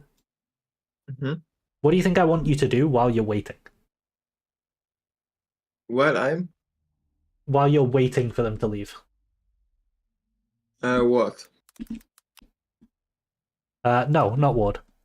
Because if you walk in and try and ward, also you already have a ward here, right? But if you walk in and try and ward, they could kill you. Maybe try to trap. Steal jungle camp. Not die. You definitely don't want to die. What I would do here is that in 50 seconds, we want to have this top wave pushed so that we can TP into dragon, right? Or like threaten to TP into dragon. We create pressure like you talked about earlier. Now, we can't do that right now because these guys are here. So we're waiting for them to leave. While we're waiting for them to leave, I would kill this. And the reason I would kill this is that... Yeah, I would kill the Krugs. The reason I would do it is that Xin Zhao, he can't come and do Krugs before dragon. Do you know what I mean? Like, he's got his wolves up, his blue up, his gromp up, his chickens are up, his reds up. There's no universe where he's ever going to do these before dragon. He's only got 50 seconds. So they will respawn anyways. They will respawn, so it's good for both of you, because you get Krugs, and then for Xin, his Krugs level up. So it ends up benefiting both of you. Right. And like this, I'm just doing nothing. I'm dying. Yeah, I mean, dying is really bad, but also you're kind of doing nothing. And you said in the moment it was unnecessary, which it was. You knew. What you should be doing here is pushing this top wave out so that you can TP into dragon. And then, like, let's say now you just start hard pushing this. If the enemy comes to gank you, they're basically giving up dragon to get that gank off on you. And you can try and escape it as well, and if you escape it, it's even better. You get dragon for free. They don't even kill you. So that should be the play. But you can always bear in mind, like, let's say it was the same thing but around Baron, right? And this Gromp is up. You can take this Gromp. It's just a free Gromp for you, and by the time the whole Baron thing's played out, it will respawn. Especially with Baron, actually, because Xin doesn't want to farm his camps when he's got Baron. He wants to push with his Baron. So he's never going to kill this Gromp. So a lot of the time, you can get a free Gromp or a free Krugs as the top laner while you're playing in your side lane. That is basically just free money and XP that you wouldn't be getting otherwise. And then, yeah, I think, honestly, the rest of the game is just a lot of your teammates randomly dying for nothing, and then it ends. But there's still a lot of things for you to focus on. So, like, here, the only thing you can do here, I think, is maybe you could look here and TP here. You know, like, you see these guys getting collapsed on. You could try and TP in. But honestly, I think... Or maybe you could TP here. I think they, like, looking at this situation, they probably just die anyway, and then you would die. It's not even a good TP. But you could look for it. Like, there's no way you could ever save them. There's just no universe where you save them. The same thing happens if you TP on it, so... what can you do? Your team kind of entered it. The main thing to think about is not, like, how could I stop this happening? It's, like, what more could I have done earlier in the game to never let it get to this point? True. It's already fucked. Because if you smash lane every game and then transfer that around the map, you're gonna carry your games. Obviously, there's still gonna be, like, some games that you lose doing that. Nobody wins every single game. But the earlier parts of League are, like, more important because it sets the pace for the whole game. Now here, when you're in this position, just because you were talking about enemy jungle camps earlier, you've got the wave pushed in, and Baron's up, and let's say there's like a dance around Baron, right? They're like back and forward, blah blah blah. Until this starts, you don't need to TP in. So while you're waiting, you can just take this. Do you get what I mean by a dance around Baron? Like, you know, Not really doing anything, but like. when both teams are just looking at each other, Okay. they're like, who's gonna do this Baron? You know, and they're kind of looking at each other, and it's like, ooh, it happens quite a lot. Okay. Yeah, I get it. During that, you don't want to waste your TP. You don't want to TP until something starts, so you can just take this, and then you can push the next one. And I TP as soon as the first contact hits. As soon as you go, this is going to be a fight. Then yeah, TP. Okay. And then obviously the one thing you want to be careful of is, like, let's say you were stood here, and you start TPing. This guy's going to walk up and cue you into this wall. Obviously. You don't want to get cancelled. But other than that, yeah, you want to TP as soon as it is going to be a fight. And it is a bit of a skill identifying when it's going to be a fight. But yeah, I don't think there's too much more to go over in this game because, again, here your team just... Doesn't someone just die for free? Yeah, just dies for free. I mean, the enemy team does have a 10,000 gold lead at this point, so it kind of makes sense. Yeah. Sorry, Dustin. Yeah. And they just finish. Okay. But the main so we thing go is... another one? Yeah, we'll go another one. And focus... Well, I mean, obviously, there's a lot of things that I've told you, but just try to think about them while you're in the game, and I can try to sort of remind you, like, this is a moment where you can think about this, compared to last game. I feel like I've definitely remember most of the things. I feel like, yeah. Nice. Okay, let's see. Okay. Nothing really. Also, the thing is, I've been playing League for so long. I've been level 500. I just can't. Yeah, me too. Wait, what level am I? I'm level 739. Jesus Christ. No. You've been playing League since when? Season 3. That's 2013? Yeah, 2013. The I newest started champion... in 2019. Oh, okay. The newest champion when I started was Vi. I remember the Vi loading, like login screen. It's crazy. Yeah. For me, it was Yumi. Oh, okay. Which is already kinda crazy. I was thinking about maybe trying to get back into Master because I haven't been playing. I've just been coaching and making YouTube, so I decayed. So I'm now D1. And then I saw on Reddit that the Victorious skin was Sona, and I was like, yeah, I'm just gonna leave it. Who wants Victorious Sona Master Chroma? Like, that's valid. Nobody really plays that champ. Okay, we're going for Darius this game if we can get it. Yes. The LeBlanc skin was crazy too. Yeah. No, it was the Ari skin, right? It was the Ari skin for 500 bucks. Oh yeah, 500. Jesus, 500 euro or dollar or whatever. Ari skin. That is just crazy. That is crazy, yeah. I've never seen anyone have it in game. And they said when it was released, everybody was banning Ari just so they could play skin. The funny thing is, Faker then went to Esports World Cup and played Ari and just played with no skin. Yeah, obviously. Okay, gotta make sure to get the right stickers. Can't mess up the stickers. I feel like my I play on 500 DPI, so my sense not actually that high. Oh, okay. Maybe yeah, that's quite low. In game. Where is it?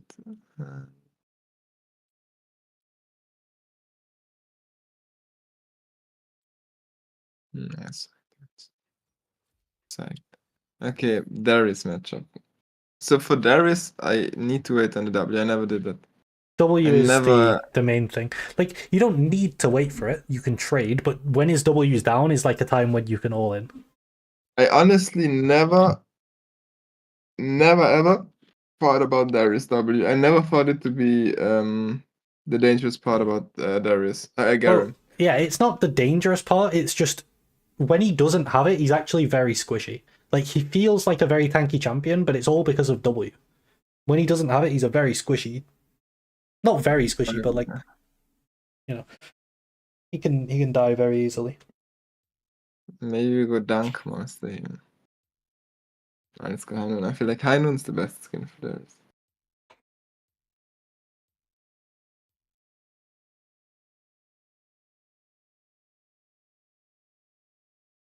Okay, so in terms of like when he's going for last hits.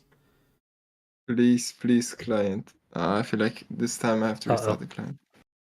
Because sometimes it'd be like that.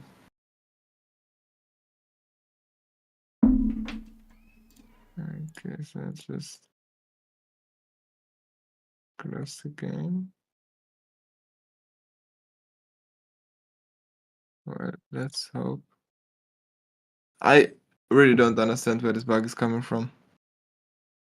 Yeah, I've It not doesn't seem seen to. that one specifically, but I've seen a fair few issues recently with getting into games. A lot of people I know have had issues getting into games. Yes? Okay. So I guess it's a pretty common thing. Yeah. I think Is it's ever anything since you can do? Vanguard came out. Oh, I don't actually know how to solve it. so I guess there's nothing you can do. Yeah. That's fuck. Well, I just share my screen Okay. so it doesn't. Thank you. The endless loop. Okay, okay. We in. Nice. Okay, against Garen with face rush. That's Yeah. good. Makes it a bit harder to all in him, but you're stronger in fights because you have Conqueror and he has Phase Rush. We Yeah. definitely So got the round split. you remember the thing we were talking about with like looking for Aatrox Q when he goes for a last hit? With Darius, you can look for a W and then or even an auto W if you have your auto attack ready. Sometimes you don't because you last hit yourself. But you can look for a W or an auto W in straight into a Q. Because the W slow will make your Q hit. And if you just keep doing that when he last hits, you'll grind him down. One thing I'm doing on Darius, which I'm not doing on other champs, is This is good, yeah. I'm playing like this. Yep. Now I think he's recalling. You don't need to recall. You don't gain anything by recalling. You're full health, full mana. Yeah, true. Also, I'm missing 20 health. It's like 10 it seconds. will heal, yeah. What I'm gonna do now, which I've seen in a lot of Chinese players doing, I will try to all in him level 1. Yeah. I will not even let him walk up for the farm. Even And though a lot of the time, it means... Yeah, a lot of the time when you do this, your goal isn't to kill him, it's to push him away from XP on the first 3 minions. And I guess for like items, I think Sterox is great against Ceres. Really good against Garen, yeah.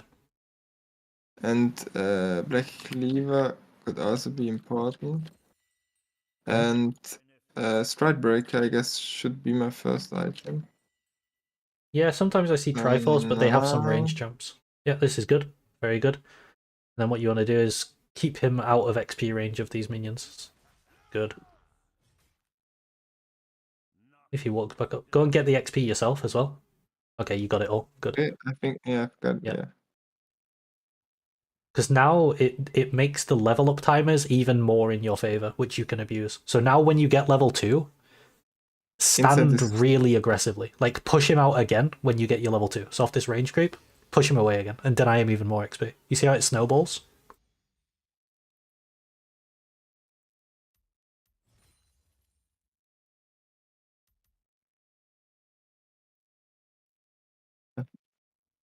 Oh.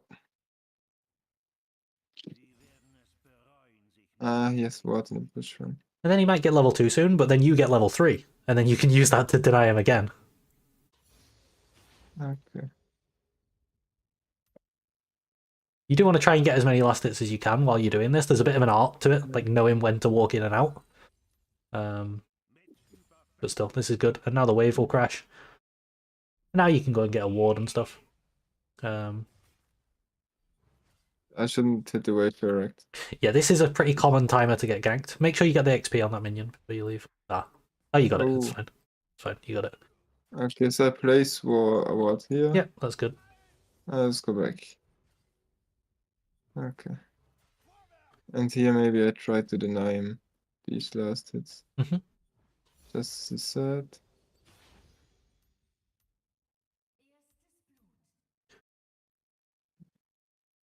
You see how you've killed the same amount of minions, but you're level 4 and he's not? So now you can use that to deny him, like, to keep denying him. Or, like, zoning him.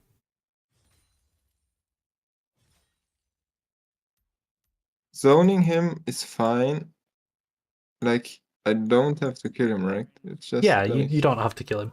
You want to keep putting him in bad positions, and then eventually he will die. Well, he will either die or he will get 0 CS. So, like, here you can auto WQ, and then you can pull him back in and get the 5 stack. Okay. Well, I have to get out of here, otherwise... Okay. That's fine. You should be fine. I would love to re-engage here. Enemy jungle's wasting time in top.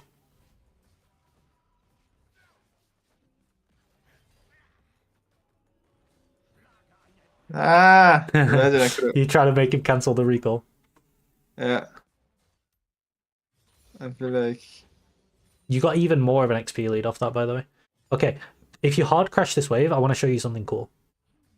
If you like crash it into the tower now, before the next wave comes. Okay, if you let the next wave come, and then you kill it, exactly as you kill the last minion, you will get level 6. But he won't, because you made him miss XP. So you can maybe get a really good all-in timer on this wave. Because if you kill the whole wave, you get ult. And he doesn't. This is one of the things you can do with XP lead in top lane. Okay, now he's got no flash, and you're going to get ult soon. And he won't. He won't get ult on this wave, but you will. Oh, wait. Why do you not have it? Did we miss XP somewhere? Well, We must have missed some XP somehow. but I'm low-key scared now. Yeah. And I low-key want to recall because I feel like... Yeah, you can push Okay, the he wave has in and no recall now. flash, that's fine. He has no Yep. flash. Okay, that's Okay. great. I would still probably... Oh, Okay. yeah, still recall. Okay. Okay. That's kinda not... I think I get Phage here. Yep. Yeah. Wait, why is it English? Phage. Oh, yeah. It's just Tiamat our... is also English. Interesting. True. I'm end up losing a bit of farm here because I recalled an Yeah, Garen pushes really fast when you recall. It's kind of awkward. Nah, it's okay. It's more about the champ. But if you slow push this and like you can, while you're slow pushing, you can stand aggressively instead of, like don't let him in again, and he'll start losing minions now. Like these minions are gonna die, and you just don't let him in, and so he ends up losing about the same as you did. Okay, that's unfortunate. That one griefed and ran into tower for no reason. Oh, So yeah, you definitely don't let him last hit these two. You push him out. okay. Ideally, last hit Then yourself as boost. well at the same time. Okay. I'm not sure what to do here because like I really don't want to miss. Okay. I guess I just got the better There, I than would only move if it was going to like kill him when he wouldn't die. Otherwise, my I would jungler. just keep. Yeah. Like if you were going to make it a winning play instead of a losing one, then you could move, but you don't actually want to move there. Okay, so this is when we start looking at the checklist. Is there a roam? Not really. Enemy jungle's dead. Is there a No, so I got the recall? Probably not. I think this was Not probably really. plate angle. Like Yeah, that's a just get the plate thing. gold. Mm. Nice. Yeah, you can proxy base if you want. That's okay. or you can proxy and look to roam mid. Well, like proxy just gives you another crash, so you can do the checklist again for a second time now. I guess I'm doing a proxy here. Mm-hmm. Getting. I'd get boots on Let's Darius. get Yep. boots, yeah. Just because he's got the full woods already. So, slow pushing into me. I think he realized that I've recalled. Yeah, and you want to break his crash now. Like when you come off a reset, the enemy's wanting to crash, you want to break that crash. Like not let him get it. What are they doing? Is it good? No. Ooh! Wait. That's crazy. That's dirty. Oh! So hold Okay. this wave. Okay. That's dirty. Now he is higher level than you right now, but you will catch up after this cannon minion. And you have item advantage.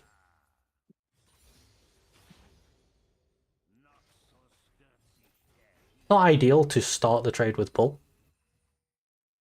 Generally you want to like get a trade and then pull him back in when he gets out. Okay. Well, I guess it's like a mistake I like to do just because it feels good, right? Mm-hmm. And like, well, here, if he recalls, I should push. Yeah, and if he So I doesn't, like guess you kind of need to know what he's doing.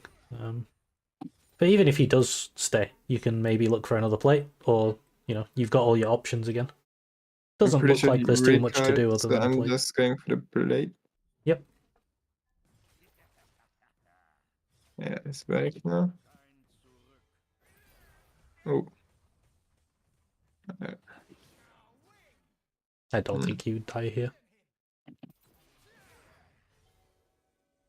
I guess. No, I don't have to. Remember, you can E both of them into a Q. Nice. Okay. Okay. Nice. A lot of the time, on Darius, especially when you're low, if you just press EQ, like straight away, it will guarantee the Q. So against any champ, like against Riven in lane, you pretty much always EQ because it's kind of the only way to confirm the Q hit. Okay. But what you did though was really good. You killed them both. Now you get plate, and then you can take the wave and go grab your item. I guess I just get this one too. Mm-hmm. Since he.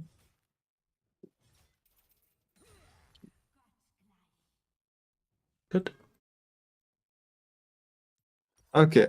Do we have the item? Yes, Yes. sir. Okay, that's fine.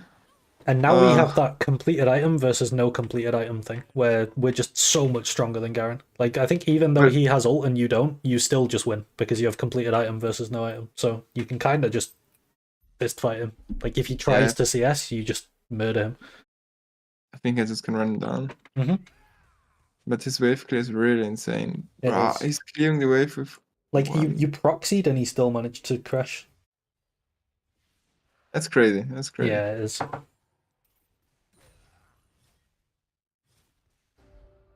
So for me, you have a couple of options here. You can either drag the wave to make it push into you and then hold a freeze, or you can try and push yourself and take his plates. I think both are valid. Like this? Yep, so now that will push into you instead of away from you. Because you like made the minions meet earlier, and then you can try and push him up. Cancel out.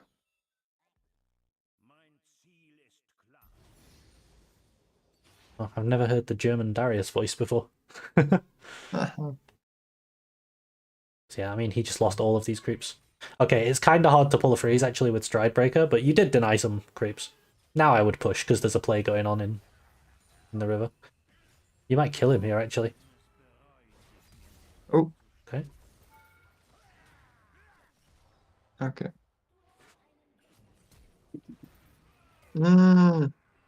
That outplay button. The Flash Malzahar. Yeah. Crazy. Okay. Against this team, I would go. It's Like, I feel like Tabis would be good here Yeah, just I think because Tabby's. auto attack, auto Yep. attack, auto attack, but also like I think I get Sterex anyways, so I Yeah, get Staract is your some tenacity. tenacity, right? Yeah, because like it's auto attack, auto attack, auto attack, but at the same time, CC, CC, Mm-hmm. CC. Maybe Go here I grab go mid mid wave. Yeah. lane.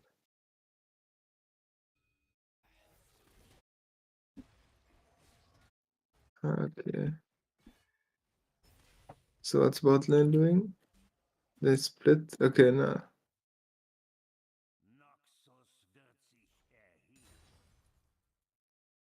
Here I can.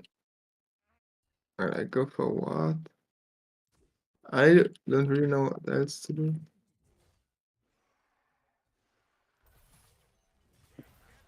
Nice. Nice. Okay. Just that one trade takes him to nearly half health. Oh, what? You didn't move. How did it suddenly start hitting? No, I moved a bit, I think. Oh, did you? Okay. Should I move top here? I mean, you could. Either is fine. Like if you move top, you lose mid tower. If you stay mid, you lose top tower. So it's kind of the same. One thing I've learned about Andaris, which I never knew, even though I played him for a long time, hitting this will give me so much movement speed. Oh yeah, if you auto attack with Stride Breaker, yeah. Yeah, also because he's baiting me here.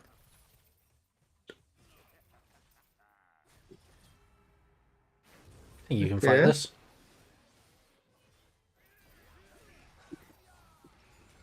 Nice. Nice. Okay. Hmm? Oh, Oh! couple of things you could have done Mm, there. You could have Stride Breakered him on the way in or pulled him. Like you pulled him out of the queue. bro, I got the hype. I mean, it's good, right? That's what you want on Darius. You want to get hype in those moments and kill everyone. Those are your time to pop off. I think I get Cerex now. Yeah, let's get Cerex. Yeah, Sterak's is And definitely good. already blue. I like blue. And since like the rule doesn't really apply here, right, with like farming top, because so I would go farm bot here Yes, because yeah. that's the way I could like participate in the dragon fight. Yeah, this time your Katarina has TP and you don't, so your side lane is the one close to the objective and hers is the one far away. So I guess she's supposed to farm top lane, right? Yeah, in this spot, there's like two options here. Is she can either just run straight to dragon and let it slow push into her and then TP top after, or she can go and push it and then TP to dragon. Wow, did he just ghost away from you? Yeah, I think He's really scared. no, I think he's angry. Yeah. So your pink ward's nice here because you want to come in from a flank. So what I would do a lot of the time is use that pink ward to see if they see me on my flank. You can also take sweeper on a flanking champion sometimes, but I do like blue because it makes you safer on your push. Like now you could blue trinket instead of face checking when you run into the jungle. Oh, okay. Wait, I'm supposed to push the next wave, right? It looks like it's starting, so this is fine. Okay. As there is in most of the fights, I just try to get my 5 stacks. Yep. In any way you can. Mm. Mm. So both times Mm. there, if you ulted earlier, you would have got 5 stack, which is unfortunate. Yeah, Hölle. I had two like I almost got the Yeah, it ult on him, nearly went off both times. and then I almost got ult on him, but I didn't. So I guess I fucked up. So the problem was I didn't ult early enough. Maybe I should have utilized my flash. I don't think you needed to flash there yet. It's just the ult timing. A lot of it just comes with experience as well, like understanding how much damage your ult's going to do and how much damage your teammates are going to do. Because you do, like, Darius is one of those people that you want your Darius to KS because it gives him 5-stack. At least the first kill, because then he gets 5-stack and he can start True. murdering everyone. And it's crazy, so it's just crazy.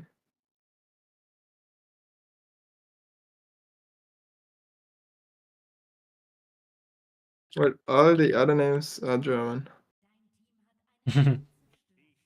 Okay, so now there's no Herald, no Dragon, right? So what becomes the objective now? Do you figure that out? I guess towers. Yeah, towers. So you do the same thing, like you create prio and pressure, and then you start thinking about how you can get a tower. So like, if no one responds to you in the side lane, then you can just take that tower. But if they do, then you could maybe go group with your team and take the other tower. Ah, okay, I got you. So I'm pushing until I get contested, Mm-hmm. and if I got contested, I'm joining my team. Yeah, it depends who And we contests you as try. well, right? Like if Garen was to try to contest you right now, you could probably just kill him. Like if this Kane tries to fight you, you kill him. So Ah, hinting. Ah, Hölle. nearly died. Yeah. I feel like Kane is one of those champions which you can like He's very never really. slippery. Yeah, you just can't dive a Kane. Yeah.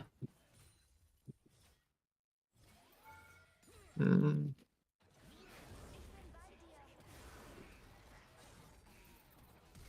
Oh, I like the attempt. Mm. I respect the Dude, attempt with the Q flash. I think if the Q flash hit Aphelios, you were in a pretty good spot. yeah, I should have. What was the mistake here? I think I should have just backed off. Yeah, you can either back off or if you want to take that fight, it's fine. Like I think it's winnable. I think you're strong enough. But you need to land the Q flash if you're gonna go for it. I did miss. Fuck that hit. Nah, you didn't hit the. You hit like with the middle bit. Ah, with the middle part with. Yeah. Okay. The non-healing part. Yeah, and no healing, and also like more importantly, no stack for the passive. I'm no stack. Okay, Okay, Katarina doing okay, I guess Katarina we got things. Toplane. Nice. I think this game's won anyways, just because like my mid lane is doing really well, and yeah, I mean, Garen's just rolling at this point. My CS is kind of low. Yeah, I think some of that's from lane, and some of it is from like when you Oh, die. Every time you die, you lose CS because you're dead. okay. Also, whenever there's a herald like that, you always want to last hit it. I don't know if you noticed, but it leveled you up. You actually get the XP that you would get from killing herald as an objective. You get it for killing it when it's the enemy team's herald as well. So herald actually, That's but crazy. only if you last hit the herald. Ah, So okay. if you can last hit enemy herald, you It get quite a even big amount of denies XP. it denies even the AP, AP, XP. Yeah. Damn. Because usually, even though you don't last it, the minions you still get Yeah, but you XP. do have to last hit herald to get the XP. I'm not So entirely here sure I why. join my team.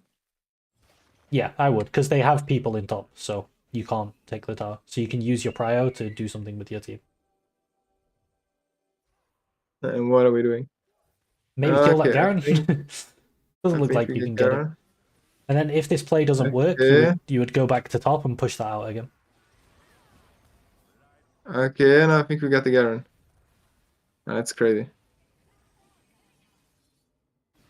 Oh, Mm, nice.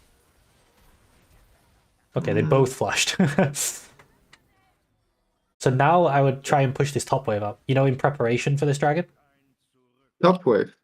or bot wave, either's fine. I'm normally thinking about top lane, so I'm generally thinking about the opposite lane. But I guess in this situation, you're playing Ghost Flash, so yeah, it's probably the close lane rather than the far lane. It's still going. Oh my god. I mean, they shouldn't be doing that, but you know, Yeah, they went for the deep dive. yeah, they're diving between turrets. Yeah. Well, that's That's just But the good thing unfortunate. is you have bot lane and mid lane in position for this dragon. So I pressure the tower, I guess. Yeah. Okay, Okay, good game. there's somebody You to can maybe... defend me. No, there's no Krugs.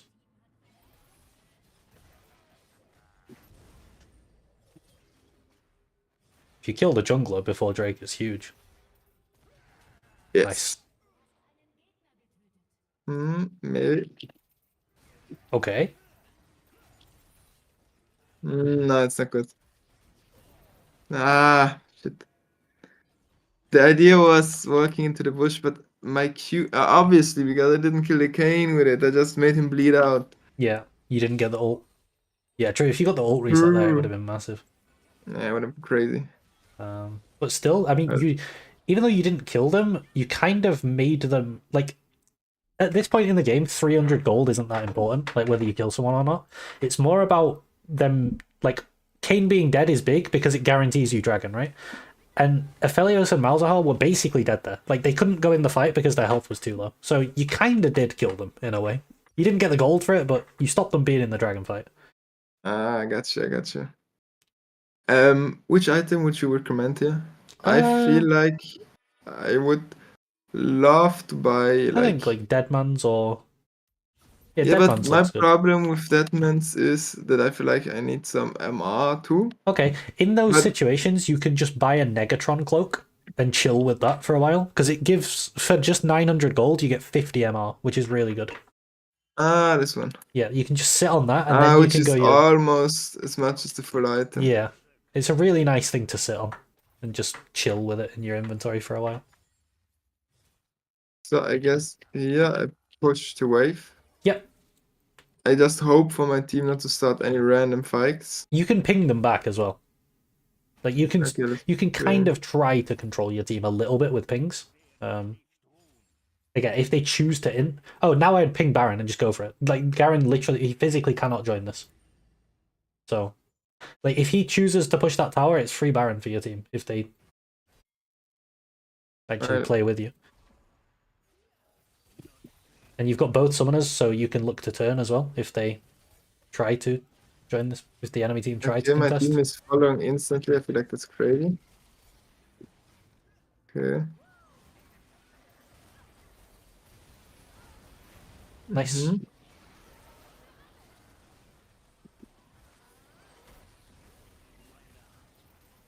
I'm like, ah. Okay, that was pretty good overall. The main thing I would say there is to unlock the camera so that you could move it down, because you don't really need to see what's going on in the Baron pit. I Mostly gotcha. need to see, like, you've got like a Morgana who can throw Qs at you and stuff. Yeah, I have to make better use of this. Yeah. I'm not really doing And it. then the other thing is you could look for like a flash in, maybe, or just flash out of the pit or something like that after the Baron. True, true. Because I was kind of helpless. I was Yeah. really just stuck. So we got, I guess it's pretty good Is your having Ezreal like, really weak or something? Because the Baron was very slow. No, he's got items. I don't know why it was so slow. Because you do a lot of damage to it. I guess, I don't know. Maybe he wasn't hitting it as much as he could have. okay, this should be a free kill. Yeah. Damn, what? So I would He, take the side wave here. yeah, I guess top lane. And now you're back into that position where there's no dragon, there's no Baron or Herald. So So I'm it's, just going for the tower. yeah, it's about towers. So you can try to get that top T2 if no one comes for you. And if they do, then you can go mid and try to get mid tower with your team.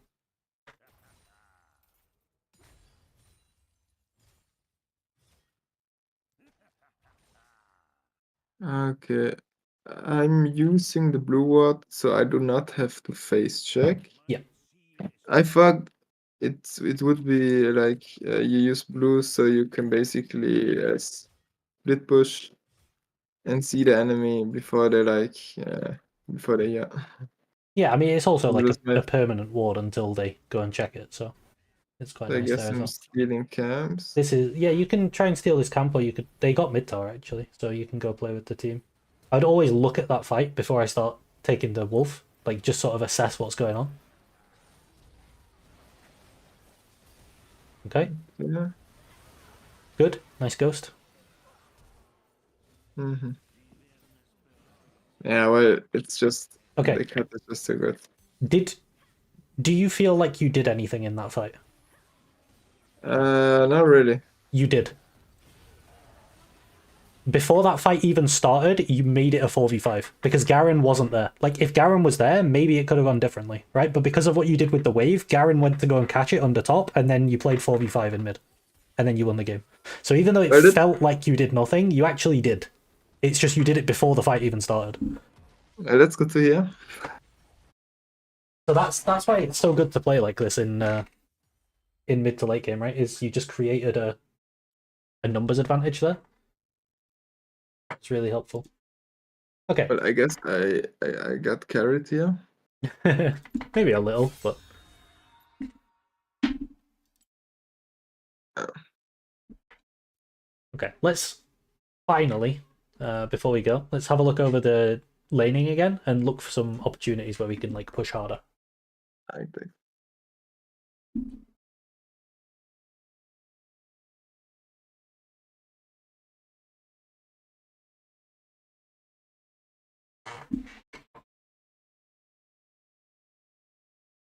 Okay. I already know the main thing I want to talk to you about in this game. I think a lot of it is that I was talking to you, and because you really wanted to play like this, which I wasn't sure if you were going to or not, but you really played like extremely aggressive, like denying XP. So I really wanted to hard commit to it. So this is really good. If we look at the XP bars, you push him away, you grab XP on these, he misses XP on 2. Sometimes you can make him miss it on 3. Yeah, if I click you, you see you have this much XP, and he has none. So you're nearly Where? level 2. Under mana here. True. Okay, now I got it. So you're nearly level 2, and he literally doesn't have any experience. Okay, that's great. You have a massive lead. I don't know if you're aware, but there is a huge in gold. I think it's like 23 and 17 gold or something for melee and ranged. But in XP, these guys give so much XP, and these guys barely give any. So if you can deny these, it's really big. You don't really need to worry about denying these. So that's why the level 1 deny is so big, because the first things that die are 3 melees. It's a Which are the huge, biggest? yeah, it's a huge XP But lead. how big is like the range in which you still get the XP? You are basically in How? max range on the first one here. So if we watch when this dies, you were very close to missing XP. Like, I would say that is... You see this minion's gonna die? I'd say that's literally as far as you could possibly be. You did get XP, but I think if you stepped one step further, you wouldn't. Okay, got you. So that's basically the range. Basically the edge. Yeah. Okay. So yeah, from here you get level 2, and then you use that to push him out more. The main thing that I would want to look for in this lane is just while you're doing this, just be a little bit more mindful of the health bars of these minions, so that you quickly step back in and you last hit it, and then you walk straight back.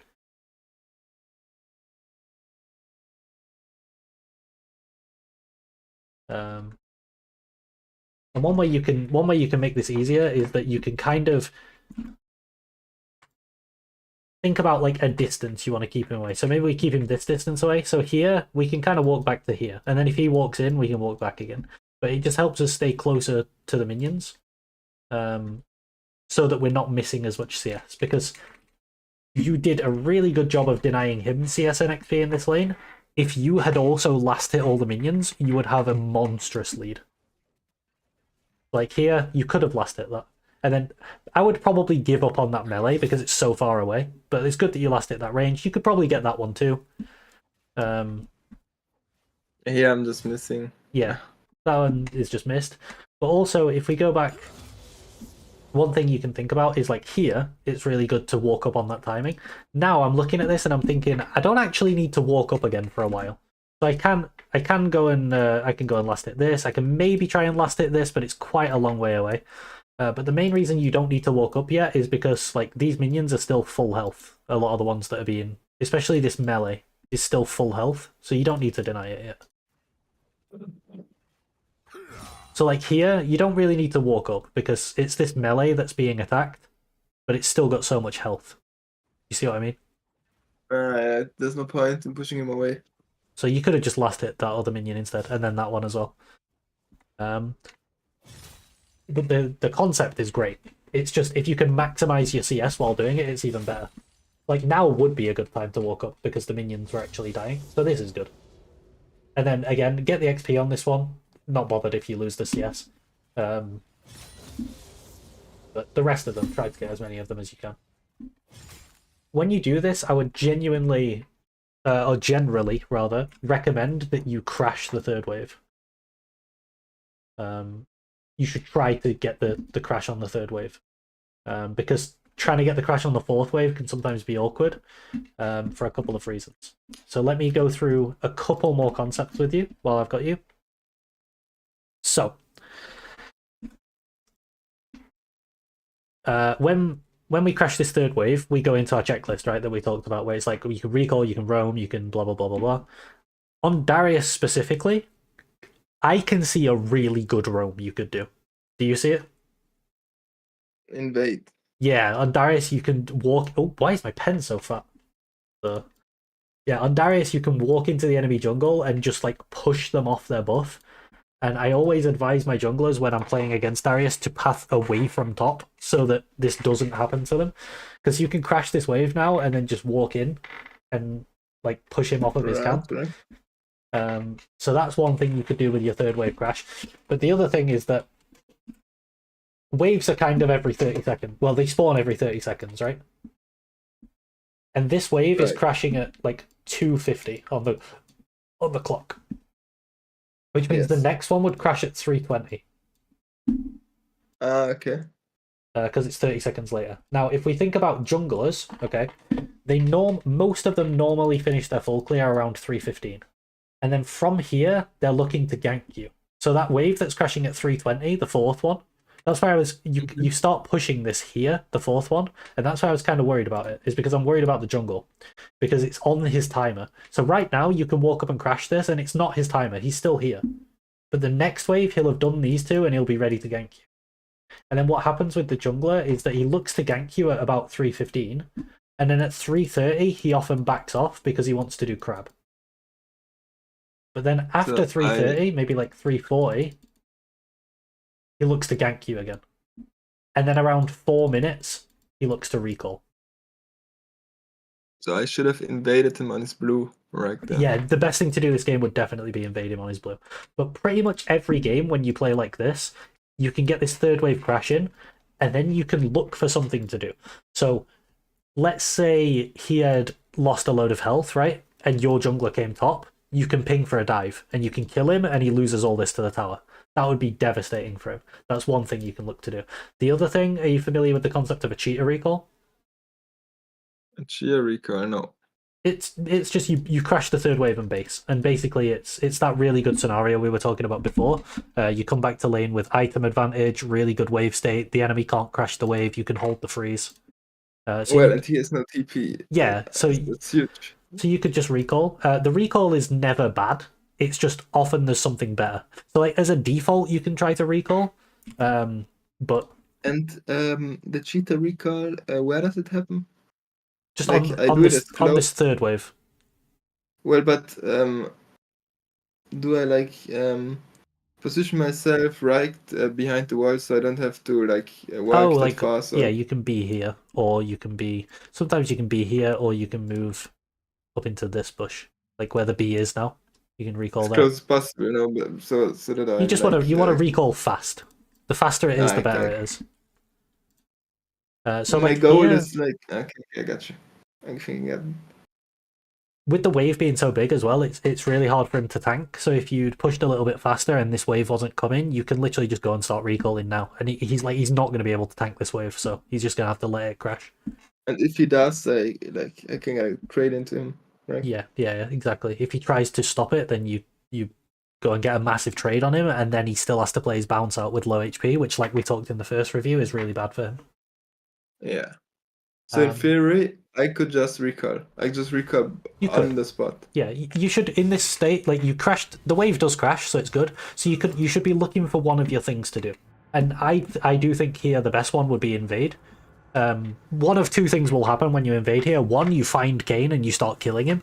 Or two, he's not here, so then you can ping your bot lane that Kane is bot, and you can help your bot avoid Oh, a right. gank. That's a win-win. Yeah, exactly. So, like, as Darius, a lot of the time, if you invade, the only time I wouldn't do it is, like, let's say you have a ward here, and you can already see that he started blue, then there's no point in you coming here, because you would just be getting the information you already have anyway.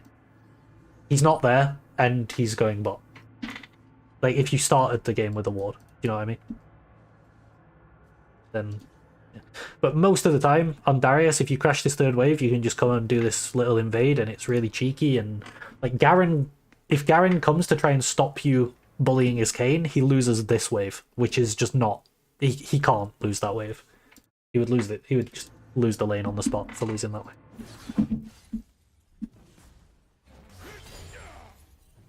Well, but the idea with invading the jungle, that's something I've never thought of, honestly. Like, I've never, that never even crossed my mind. Okay. Try to implement that in a lot of your games then. If you're playing Darius, try to do... You know what you did here, where you zoned him, and then you got level 2, and you zoned him more, and then you got level 3, and you zoned him more, and then you crashed the wave. And then look for this invade. And, like, you'll find that a lot of the time, it does so much.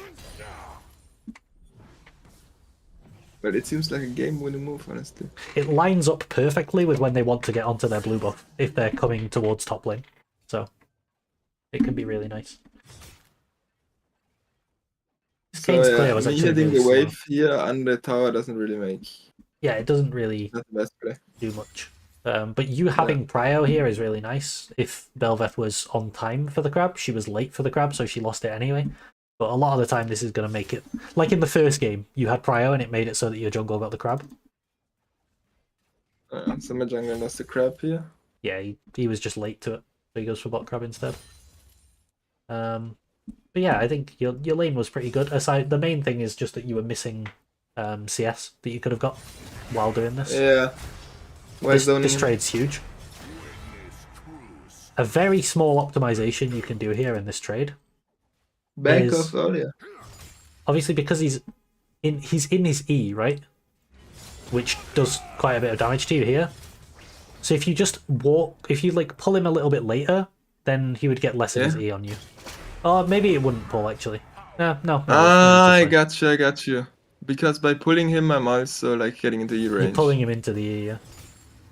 So it doesn't really make sense pulling him here. I actually wouldn't expect to get ganked by Kane here. I think it's like really. But I think late. it was like, yeah, it was like more like a spontaneous decision. Yeah. And you just live because, it, and he wastes time. So. Yeah, I was really thinking about fighting this. Oh, this must be where we missed the XP. We must miss this cannon. Do you remember I was like confused about where we missed XP? It's here. Yeah. Yeah, so he was pulling me away from the cannon. Yeah. But like, I would expect Kane to be here right now on chickens. Because it's his only camp that's alive. So right, yeah. but for some. But he started red, right? He started chickens. He did. I started chicken. I thought chicken they already respawned. Red. Yeah. At first I thought he'd skipped them. But you can kind of follow what I was saying earlier. And I can't. There we go. I couldn't move my camera for some reason. 1:30. Why does my pen keep making itself really fat? At 1:30, they're going to be on their starting location. Sometimes it's red, sometimes it's chickens. And then they'll do this quadrant, which takes them until about maybe like 2:15. And then it'll take them another minute to do the next quadrant. So normally what happens... Yeah. Normally what happens is 3:15, they've finished their full clear. Yeah, and then they go for the crab. Which spawns at 3:15, right? The crab spawns at 3:30. Okay. So 3:15, they can look to gank you. And then 3:30, they're probably going for the crab.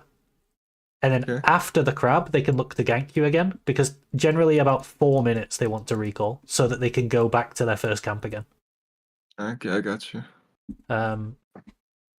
So your big Because timers are at like this point, sorry, my big timers are to think to about kill a ganks. jungler. Doesn't think about ganks. Okay. If there's like these 15-second windows, right, between, so you can get Yeah. ganked here, and then this is kind of when he's doing the crab, and then you can get ganked here, and then this is when he recalls. So it's these two windows where I normally think I might be getting ganked in top lane. Okay. That's only about 30 seconds. Yeah, exactly. They normally, like, junglers don't want to hang around doing nothing for a long period of time because then they fall behind or they can get Yeah, invaded. they lose tempo, right? Yeah.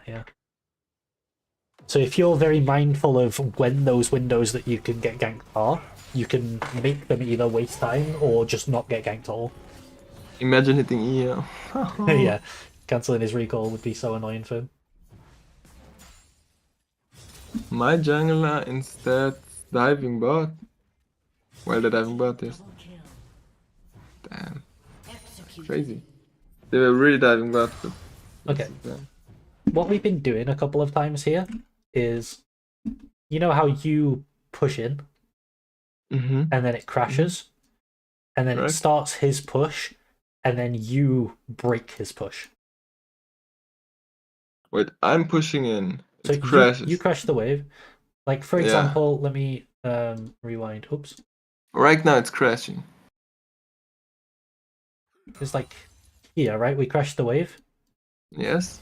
And then here, he would be starting his push, but you're hitting the wave, which is like you're trying to break his push, essentially. Well, I don't know if you're just trying to farm or what, but... Yeah, I was just farming. I honestly didn't know what to do, so I was just hitting the minions. So, getting my farm up. A lot of the time, what I would recommend you do is let him push this wave out so that it's up here, and then you can fight him, because then you've got all this room to chase him down the... Like, he's not in the safety of his tower. Do you know what I mean? Yeah, I got you. So if you let him... After you crash, if you want to fight him, if you just let him play out one wave, and then play on this wave, it can be a lot harder for him to play. There is one thing you need to be careful of, though, when you do that. And it's that if he pushes out and gets level 4 while you're level 3, you don't want to trade just yet. You want to wait until you hit your level 4 and then look for it. Alright. Okay. Because if you just stay down here in the lane the whole time, it's really hard to ever actually kill him, because he's right next to his turret. Well, okay. So like here, if you only last hit and you just let him push this wave back out,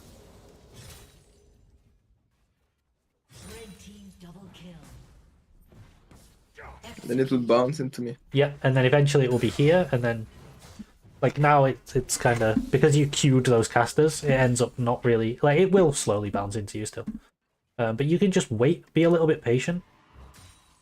I think I actually told you to fast push this wave though, because I thought you were going to hit 6, so that is my fault. Wait, I didn't remember doing this actually. What? I didn't realize that you'd lost XP. So this is something you can abuse in a lot of games that I was trying to tell you in the game. If you lose no XP, if you get every single piece of XP in the lane, then this wave that arrives at 5 minutes, this one here, the entire wave will exactly get you to level 6. Like, perfectly. Oh, okay. You need every single minion in the lane, and then this 5-minute wave will get you level 6. If you miss even 1 CS of XP, it won't. So a lot of the time, if you do your level 1 that you did, and you manage to deny minions, then you can already start thinking this far ahead, because you know that when you kill this 5-minute wave, you're going to get level 6, and there's no way he can possibly get level 6. And a lot of the time, you can get a kill off of that, if people aren't ready for it.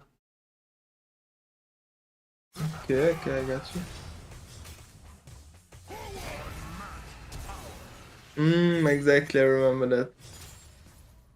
Now we had this discussion with that I should turn 6, but I didn't. But I was scared. because we missed the cannon XP earlier, which I didn't realize.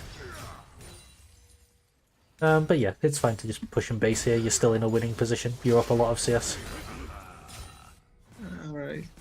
Okay. Now, unfortunately, This he's is glitchy. able to push quite He quickly. managed to push the wave, yeah. Yeah, I mean that's Garen, right? He just one-shots minion waves. It's kind of crazy.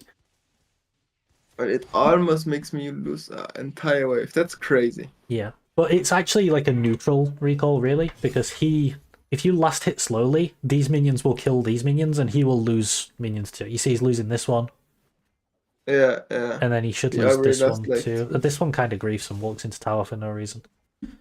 Normally, he would lose more. This was kind of unlucky, and also you last hit quite early with some of them. But yeah. I should have But lasted also the, on the slow push, like here, yeah, you can push him out as well.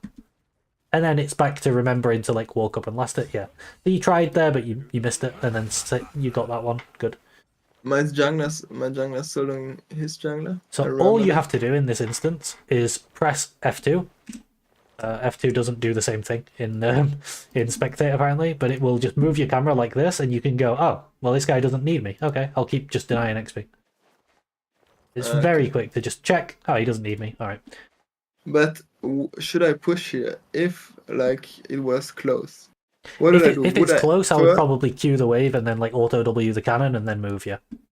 Okay. So waste first. Yeah, I would kill this wave for sure, and then go and help. Generally speaking, it's pretty good to be selfish in solo queue because you want to sort of. You can control you can't control your teammates. Exactly, I get that. Honestly, like here, you could probably ping for a dive. I didn't realize it in game, but you have 3 people here and a big wave. You can probably dive him.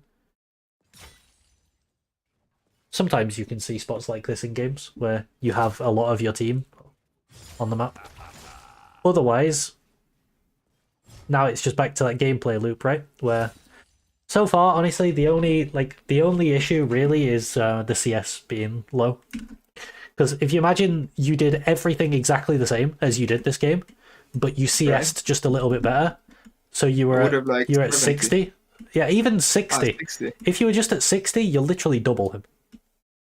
True. Whereas you're kind of only a little bit ahead. Yeah. But if you just did everything exactly the same but last hit better, you would have such a big lead. But anyway, now it's into that thing of like, okay, what are my options? And here, yeah, I went for plate. Yeah, we narrowed it down. There's not really anything to do other than plate, so we go for plate. I guess it's not bad. Pretty chill. Yep, plate's good. And yeah, that's the 1 minion that doesn't quite follow. Mm-hmm. Well, but it's still fine. The only thing I think the only thing you can do to here is because he's farming this wave, right? Yeah. He doesn't want to walk into this bush, so I would just recall here for a faster recall so that you can maybe get back in time and hold the wave. I didn't do that. Wait, Where do you recall? Actually, what I did. Oh no, that is what you did. Okay, yeah, maybe his jump is just broken and pushes too fast.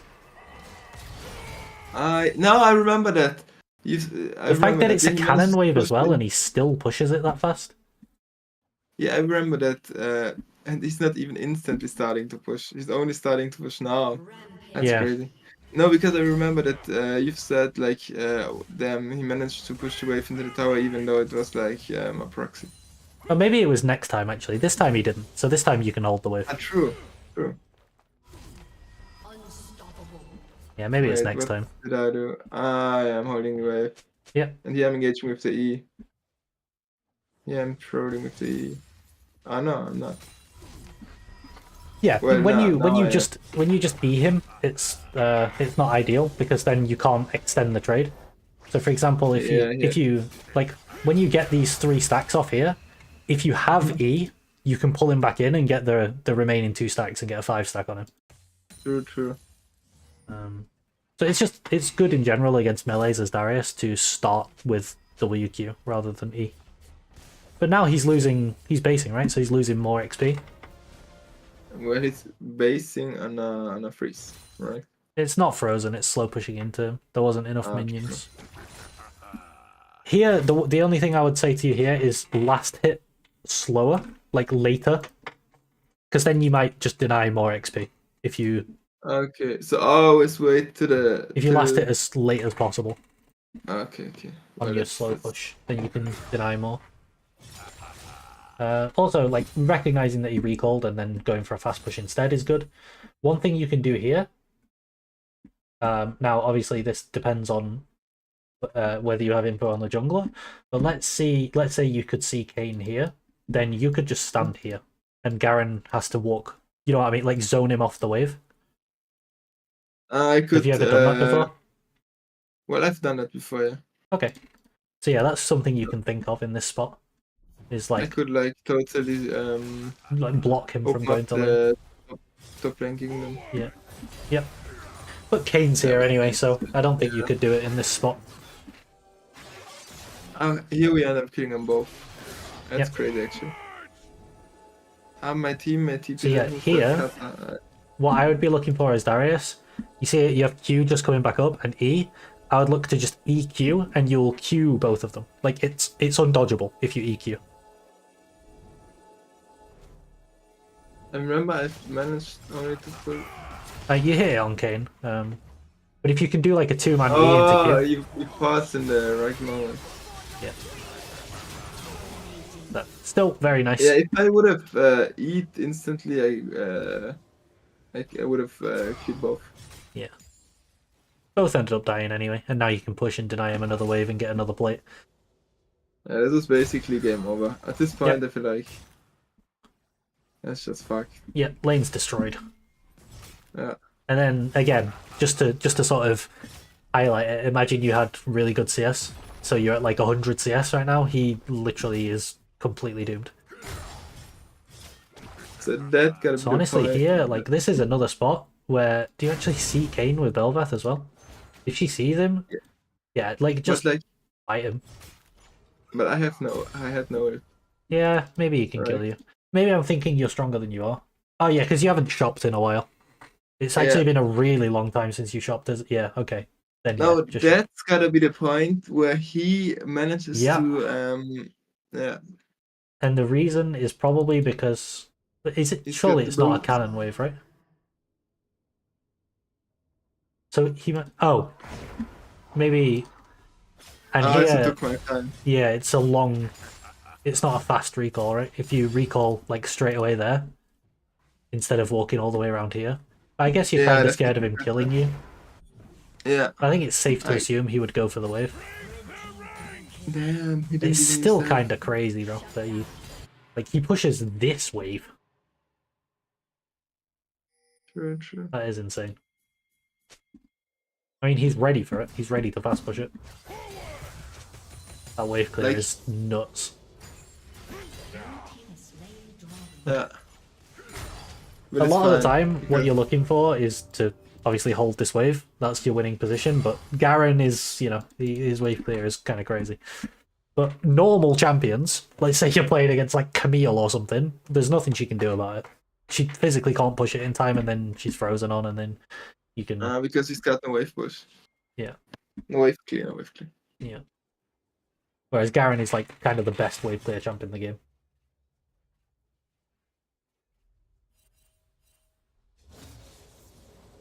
And now you're just denying more. And again, it would be nice if you could get the last hits while denying, but that can be practiced. Right, here we give up on the freeze because of the item. Yep. You just murder him. Only thing you could have done is I think you thought maybe did you think he wasn't gonna die? I'm not sure. You go in, you W ult him, and he's dead to this, but then you walk back in. Which like if you just leave now, you just kill him for free. No, I was going for the tower. Oh, okay. Well, but I wasn't realizing fast enough that the steam was here. Yeah. I would have loved to take some plates. But actually, I'm supposed to be faster, because if I would have been faster, I realized, okay, so enemy teams, I have to back off, but I didn't. But I did not. So that's okay. Then we went mid, and your Katarina died, and you were like, "Do I go top or do I stay mid?" It doesn't really matter, because if you, actually maybe Maybe the best call is for you to push and then go top, because they get... No, wait, plates are about to drop off. Never mind. Yeah, it literally makes no difference. I mean, maybe some people might say that mid T1 is more important than top T1. I don't know. Either, whichever lane you're not in, they're going to get that tower. You know what I mean? So Yeah. you just kind of It's choose one. impossible And to like yeah. protect both.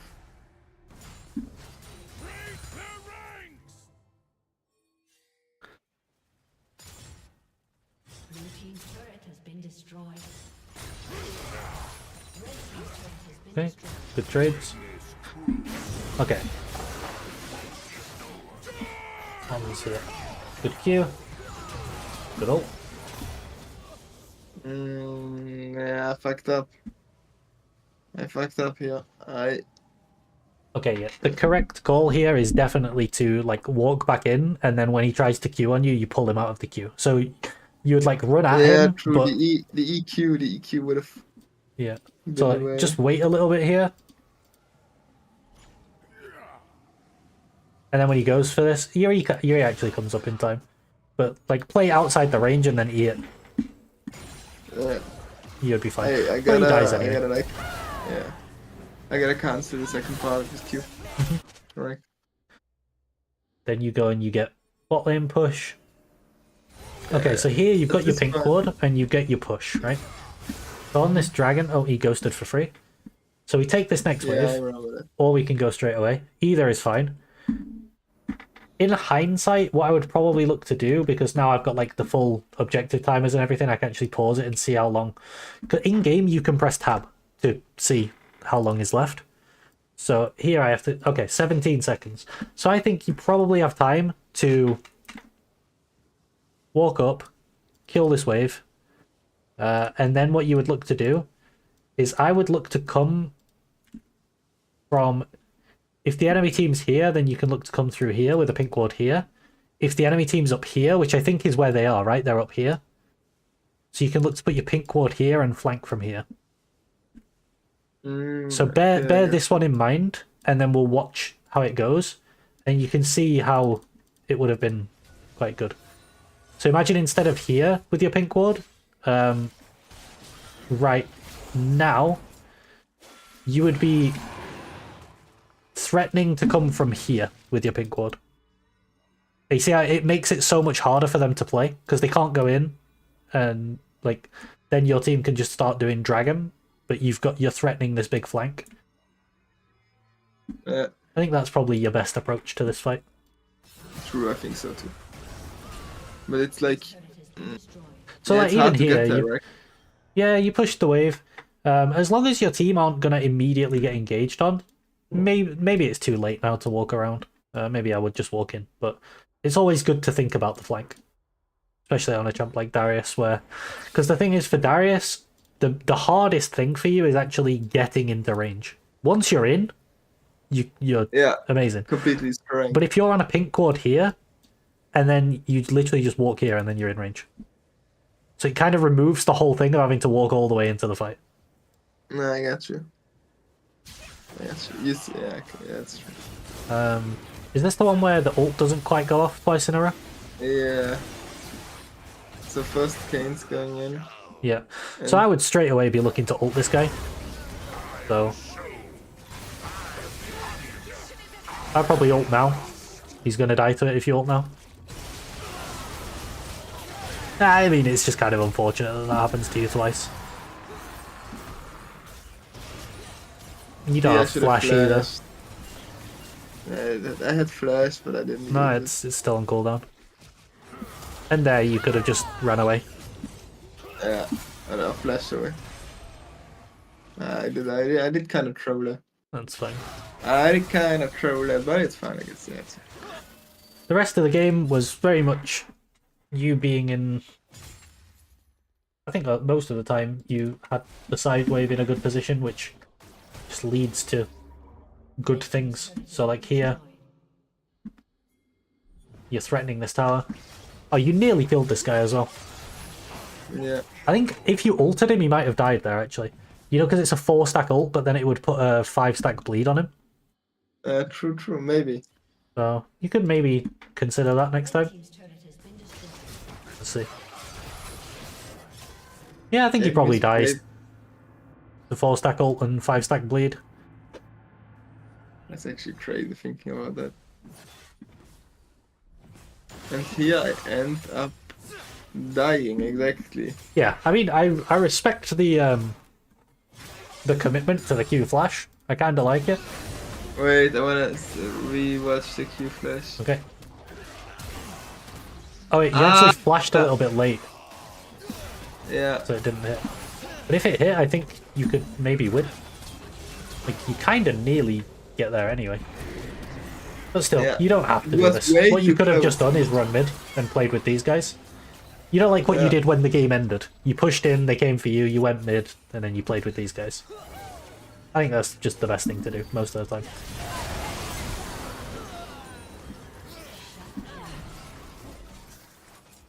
but I guess it was a good game. Yeah. Red team double You have one more death, right? Should we have a look at that? Yeah, When do you die? I think my last Oh,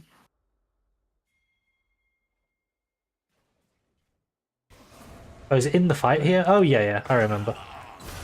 You yeah, actually you push the side wave out before dragon, so you have prio for dragon. This is really good, and then you find Yeah. the jungler. And anytime you find the jungler before dragon or baron or anything, he's like the most important guy to kill because he has the smite. So you killing this guy is massive for your team. And he just dies to this. Bang. Pretty unlucky, honestly, that you lived on 1 HP and you didn't get your reset. Because if you got your reset, you probably would kill these two.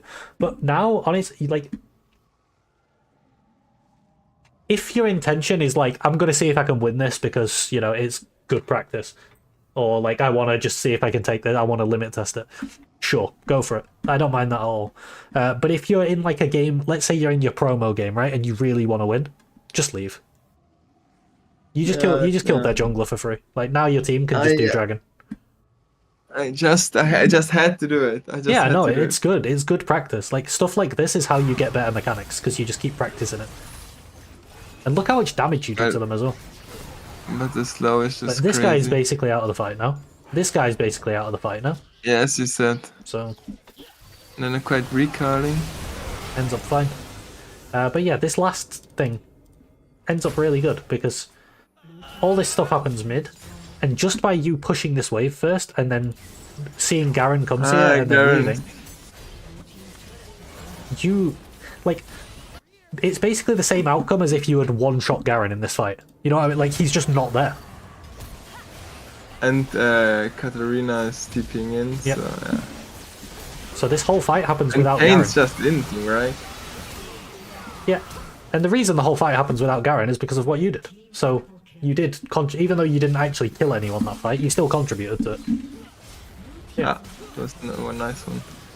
So for your main takeaways, you've got like a bunch of laning stuff, right? And then you've got your mid to late game stuff. Okay, that was crazy. I think I've learned a lot from that. Good, I I'm honestly glad. think. Definitely like try to apply it in your games, and don't get frustrated if don't get frustrated if it takes a lot of time to apply everything, because it's a lot of things. And then 2, if you find yourself like fucking up mechanically on things that you would normally do, don't worry about that either, because you've got so much more stuff in your head, it takes over. So until everything becomes more natural, things that you might otherwise be good at, you might struggle with a little bit more. It's just like part of the process of learning. So don't worry about that if that happens. I didn't quite understand the last thing. What was it? It might happen that. Oh, if like you struggle with things that you're usually very good at, just because you're thinking about new things instead. Okay. It can happen. It's just part of the learning process, and don't worry about it.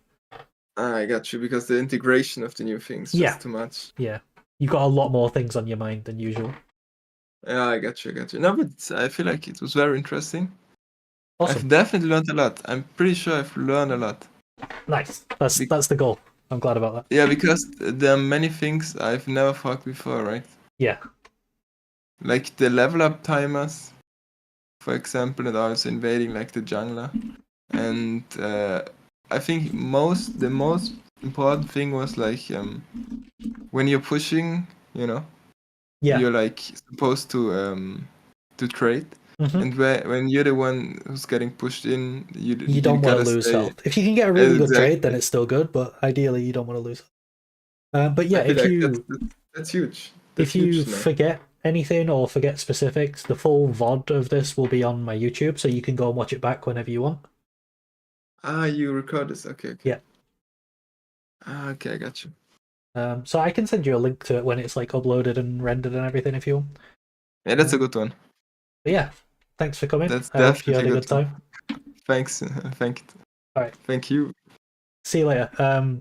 Yeah, good luck applying everything, and I hope it Yeah, helps. maybe I hit you up in a second moment. All right. All right. Good luck in your Thank you. games. See ya. Thanks. Have a good night. Bye.